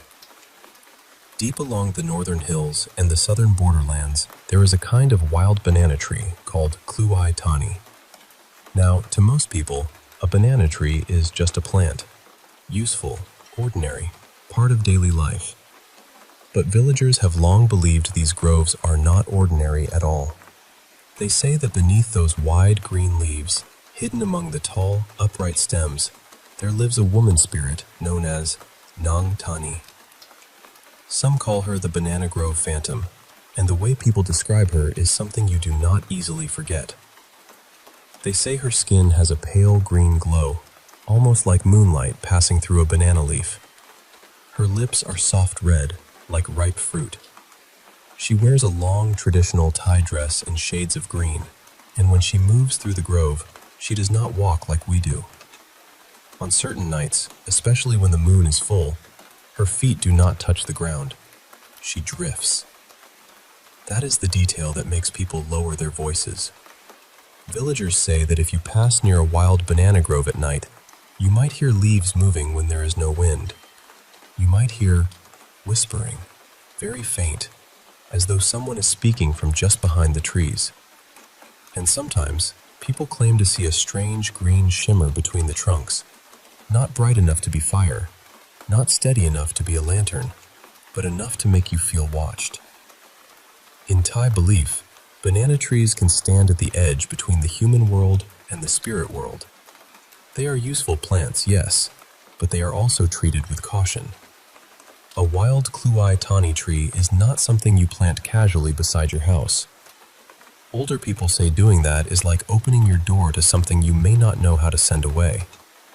So in many villages, these trees are planted far from homes, and if someone has to approach one, they do it respectfully. They may bring incense, flowers, sweets, and strips of colorful silk. They speak softly beneath the tree, not because they are trying to command anything, but because they are asking permission. The sweets matter too. People believe the scent can calm restless spirits. It is not just a gift, it is a gesture, a way of saying, I know you are here. I mean no harm, but not everyone listens. There are stories about people who cut into a wild banana tree without care, especially the main stem. The next day, strange things begin. A child in the house might develop a sudden fever. Furniture might shift in the night. Doors might creak open. Sleep becomes uneasy. And according to the elders, peace only returns after offerings are made to Nang Tani. In some remote communities, people still remember older ceremonies involving banana blossoms and protective prayers for harvests. These rituals are done carefully, step by step. The belief is that if you treat the spirit world carelessly, the whole village might feel the disturbance. The most dangerous time is said to be the full moon. That is when Nang Tani's power is strongest. Elders warn young people never to wander into a wild banana grove alone on those nights. Not because she always attacks, but because you may accidentally enter into something deeper than fear. A promise. Some call it a ghostly contract, and it is not the kind of bargain where you ask once, receive once, and walk away. People say that if someone asks Nang Tani for luck, money, romance, or protection, they must continue honoring her with incense, sweets, and silk. The spirit may grant what was requested, but she does not forget. One story tells of a trader named Chawin, who went into a banana grove under the full moon because his business was failing. He brought offerings and asked for fortune. The very next week, customers returned. His money problems eased. People said he was lucky. But Chawin stopped sleeping well. Night after night, he dreamed he was running through endless banana groves. The leaves were huge, the path kept twisting, and behind him floated a woman in green, glowing softly in the dark. He would wake soaked in sweat, heart pounding, sure he had already repaid whatever he owed. But the dreams kept coming. That is the frightening part of stories like this. The villagers say you may think the promise is finished, but the spirit may not agree. Nang Tani is not only feared as a haunting presence, she is also seen as a kind of moral judge. People say she watches men who betray, deceive, or harm women. She does not always punish with violence. Sometimes she punishes with fear. A cruel husband walking home late at night might hear banana leaves rustling outside his house. He might see a green figure swaying in the moonlight. He might try to run, only to feel his legs freeze beneath him. Others speak of pressure on the chest, sleepless nights, racing hearts, and the constant feeling that someone is standing just out of sight. To many villagers, Nang Tani is not evil in a simple way. She is dangerous, yes, but she is also a guardian of boundaries. The boundary between nature and humans, between respect and arrogance, between promise and betrayal. And even today, her legend has not disappeared. In modern Thailand, Nang Tani has stepped out of old village whispers and into films, animations, online videos, and late-night ghost stories. People still share strange accounts, banana leaves moving like human arms, drivers feeling sudden chills on lonely roads, green flashes near empty lots where wild trees grow. Some people explain it all away. They say it is moonlight, tired eyes, wind moving through leaves, or the imagination turning shadows into bodies. Maybe. But folklore has its own way of listening. And for those who grew up near the groves, the warning remains simple. Do not mock what you do not understand. Do not take from nature without respect. Do not make promises lightly. And if, one night, Beneath the banana leaves, you see a woman in green drifting where no person should be standing. Lower your eyes and keep walking. Because some legends do not stay in the past. Some wait quietly in the trees.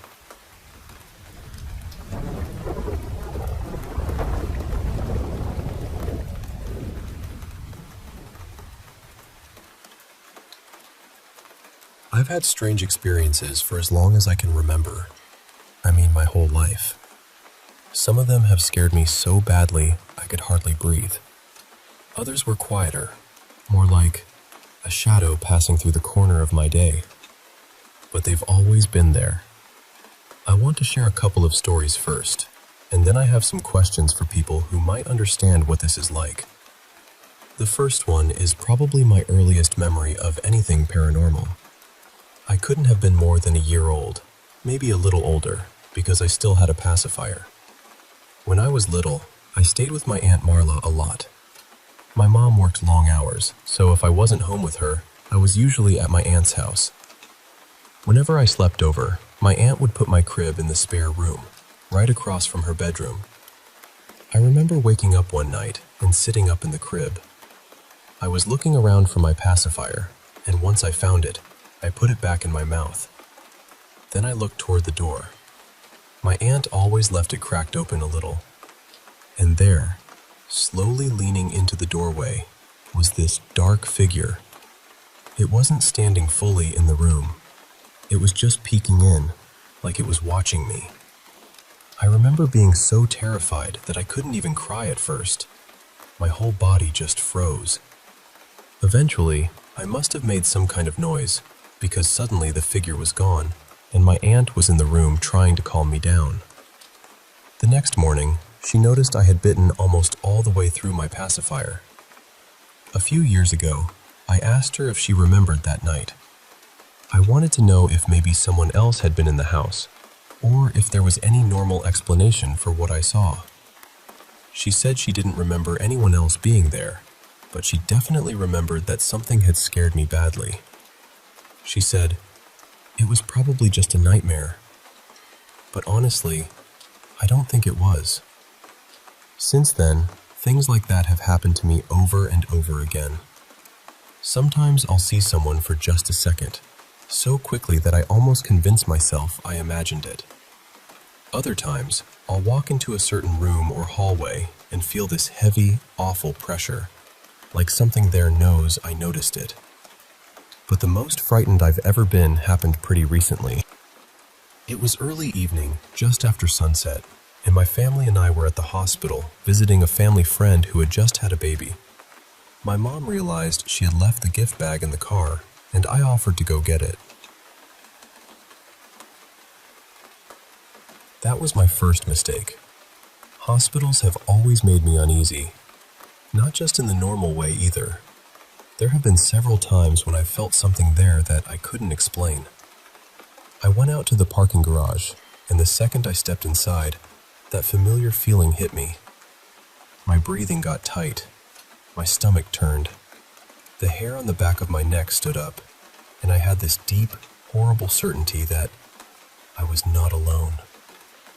I hurried to the car, grabbed the gift, and started walking back toward the elevator.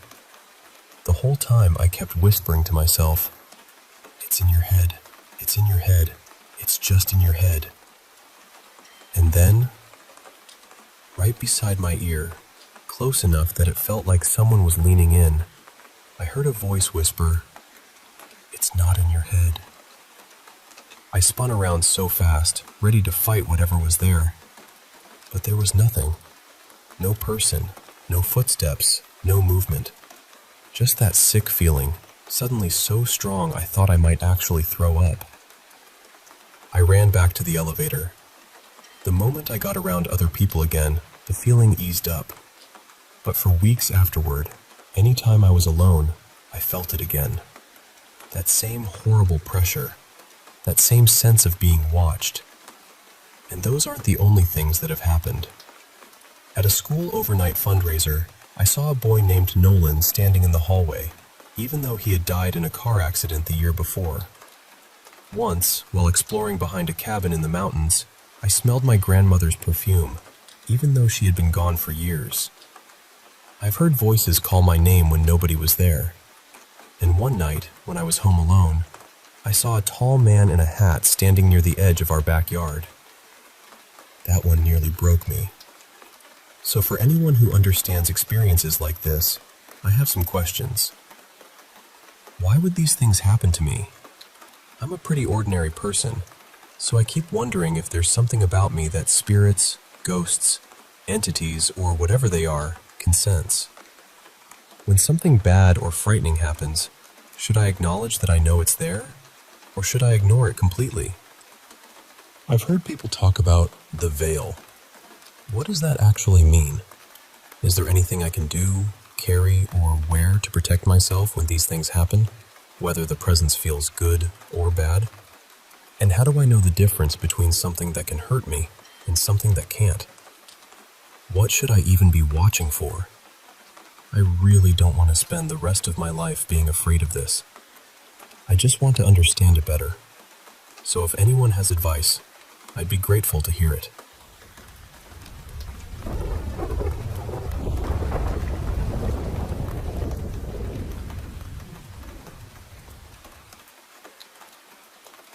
I'm a healthcare worker, and I've always been pretty sensitive to spiritual energy, though I'm not someone who usually walks around with meters or recorders or anything like that. A few weeks ago, my girlfriend and I were at home watching American Horror Story, and out of nowhere we got this impulse to take a weekend trip somewhere haunted. It was completely spontaneous. We ended up booking a room at the old Copper Queen Hotel in Bisbee, Arizona, and honestly, from the start, it felt like something did not want us going there. First, the booking went sideways. We reserved through a travel site, and the next day the hotel called to say they were overbooked and couldn't honor that room. They offered us a different room for more money, and we agreed, but then trying to cancel the original reservation became this exhausting back and forth that almost made us give up on the whole trip. Then, when we finally got on the road and crossed into Bisbee, the car radio suddenly changed stations by itself. It landed on this strange, old-fashioned sounding station, and the first song we heard was about a woman taking her own life by hanging. That was our welcome into town. It felt way too specific. When we got to the hotel, things got even stranger. The front desk told us our reservation had been canceled and that there was no room for us. We explained that we had spoken directly with the manager. Somehow, right before she left for the day, they caught her, and she confirmed everything manually. That's how we finally ended up getting into room 214. That weekend, Bisbee was having this themed festival, so the whole town already had this dreamlike, chaotic energy. People were wandering around in costumes, there were events happening in the streets, and everything felt a little tilted out of normal life. We went out for drinks, stopped at a hotel bar, grabbed food later, talked to a few people, and the night became a little hazy. Nothing too unusual yet, just that weird festival energy hanging over everything. On the walk back, my girlfriend mentioned doing a seance in the room. At the time, I thought it sounded exciting. I wasn't scared. I was curious. But right across from the hotel, everything changed. She suddenly tripped and hit the pavement hard. It happened so fast. I remember trying to move toward her while a police officer nearby was telling me to stop or slow down, and my brain couldn't fully process what I was seeing. When I reached her, she was crying. Her lip was bleeding, her face was bruised, and her front teeth had chipped from the impact. Seeing her like that broke something open in me. I felt guilt, fear, anger, and helplessness all at once. I kept thinking I should have protected her, even though it happened in a split second. We got back to the room. She didn't want medical help right then. She just wanted to leave, but because we had been drinking, we couldn't drive. Eventually, she fell asleep. I couldn't sleep. I was furious. I felt this hot, reckless anger in my chest, and instead of calming down, I went out into the hotel hallway by myself. I started walking the floors, openly yelling at whatever might be there. I was cursing at the spirits, daring them to show themselves, daring them to do something to me instead. The strange part is, the hotel was full that weekend. It was packed. But while I was yelling in the hallways, not one person opened a door. Nobody stepped out. Nobody complained. Nobody even seemed to notice. It felt like my voice was trapped in some kind of bubble. Eventually, I went down to the ground floor. It was dark and quiet, with old furniture sitting around and that heavy stillness old buildings sometimes have at night. That's when I heard it. A faint moaning sound. At first, I tried to explain it away. My mind immediately went to something normal, like maybe it was guests in a nearby room. I wanted it to be that. But then the sound shifted. It didn't stay in one place. It moved. It seemed to change direction and come closer to me. And then this panic hit me so hard it felt physical. It wasn't ordinary fear. It was like my whole body suddenly knew something was right behind me or rushing toward me. Every instinct I had screamed, "Get upstairs, now!" So I ran. I made it back to the second floor and sat in a bright hallway, trying to breathe and make sense of what had just happened. While I was sitting there, a man walked right past me. He didn't look at me, didn't react, didn't seem to register I was there at all. A few minutes later, a woman walked by too and went upstairs, and she also acted like I was invisible. After that, I went back into the room, checked on my girlfriend, and eventually fell asleep. The next morning we woke up and noticed that a small dresser in the room had been moved and opened while we were sleeping. Neither of us had touched it, but the part that really got me came when we were leaving. I looked around the ground floor again, the same place where I had heard that moaning sound the night before, and I realized something that made my stomach drop. There were no guest rooms down there. None. It was just the front desk area, old furniture, the lobby, and the saloon space. So that sound I tried to explain away as guests in another room couldn't have been coming from a room nearby. There wasn't one. I still don't know exactly what happened that night. Maybe my emotional state made me more open to whatever was already there. Maybe the accident changed the energy around us. Maybe all those obstacles before we arrived really were warnings, and we were too stubborn to listen. But I know what I felt in that hallway. And whatever came toward me in the dark, I do not believe it was human.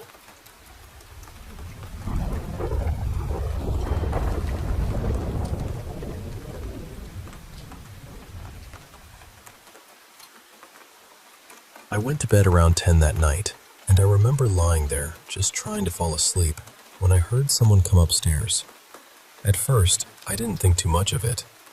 In the house with other people living there, noises weren't exactly unusual. Eventually, I drifted off. But about an hour later, around 11, my mom came in and woke me up. She looked worried.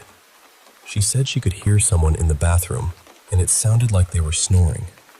She thought maybe someone had gone in there and fallen asleep. We didn't know who it was. So we went downstairs, where the other family stayed, and her husband came up to check. He went into the bathroom, stayed in there for a moment, and then came back out and told us, "She's okay." Then he just went back downstairs. But she wasn't okay. My mom and I sat down for a bit, trying to make sense of it, and then the snoring stopped. I looked toward the bottom of the bathroom door, and I saw this shadow there. I don't know how to explain it, but it was horrifying. Something about it just felt wrong. That's when we woke my dad up. He managed to force his way into the bathroom and get her out. Not long after, the ambulance arrived. I still remember seeing her body lying in the hallway. My bedroom was right across from that bathroom, so I could see everything. The paramedics were doing CPR. They were shocking her, trying to bring her back. My dad later told me they shocked her about 6 times before they finally got a heartbeat. Most of the time, I was outside, trying to calm my mom down. Everyone ended up going to the hospital.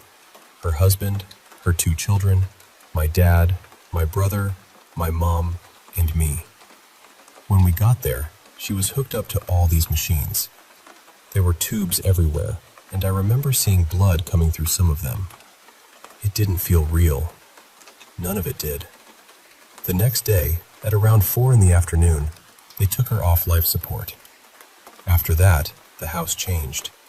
It felt cold, dark, heavy. I didn't want to walk on the patch of carpet where her body had been. I didn't want to use that bathroom anymore. I didn't even want to sleep in my own room because it was right across from where she died. So I moved my bed into the lounge and started using the toilet outside the house instead. Not long after she passed, I was home from school because I was sick. I was lying in the lounge when I heard the front door slam. Then I heard footsteps coming up the stairs. We had this little wooden gate at the top of the stairs, and I heard it open and shut. I assumed one of the other kids had come home too, so I didn't panic. I just carried on with my day. But later, when school ended, I saw all the kids walking down the driveway together. That's when I realized I had been the only one home. And the strange part is, I heard those footsteps and that door slam at around 10 in the morning. When she was alive, that was around the time she usually woke up. Another time, I was in my bedroom, not feeling well and in pain, when my fairy lights started flickering. They weren't even plugged in. My mom told me gently that maybe it was Marla checking on me. Maybe she was just letting me know she was there. After she died, I dreamed about her a lot. In the dreams, I would talk to her. And honestly, I think part of that came from guilt. I was a difficult teenager. We didn't always get along, and when we all lived together, I sometimes felt jealous because my mom spent so much time with her. Even before we moved in together, whenever we went to their house, I felt that jealousy creeping in. So after she was gone, all of those feelings sat with me in a really painful way. Sometimes we would smell her perfume around the house, just out of nowhere. One time, we were shopping, and I kept smelling her perfume in different stores. I told my mom, and she said, "No, she's gone." Then her eyes widened. She told me that the moment she said those words, she suddenly smelled the perfume too. When we moved out of that house about 10 months later, I smelled her perfume again. This time, it was on my blankets while we were packing the car. I still carry guilt about what happened. She died because of a brain aneurysm, and I know that. But I still wonder whether things could have been different if we had called the paramedics sooner, instead of listening when her husband said she was okay. She had been gone for around 40 minutes before they revived her, so I know she probably never stood a chance. And I'm not judging him. I'm not saying he did anything wrong. People panic. People freeze. People grieve differently. But I still don't understand why he told us she was okay, when she clearly wasn't. We first found her when she was still making that snoring sound, and he was in there with her while that was happening. I still wonder what he was doing. I still wonder what he thought he saw. At the hospital, he barely said anything. Again, I'm not accusing him of anything. I just know how it felt. And even now, I still feel the way I feel about it.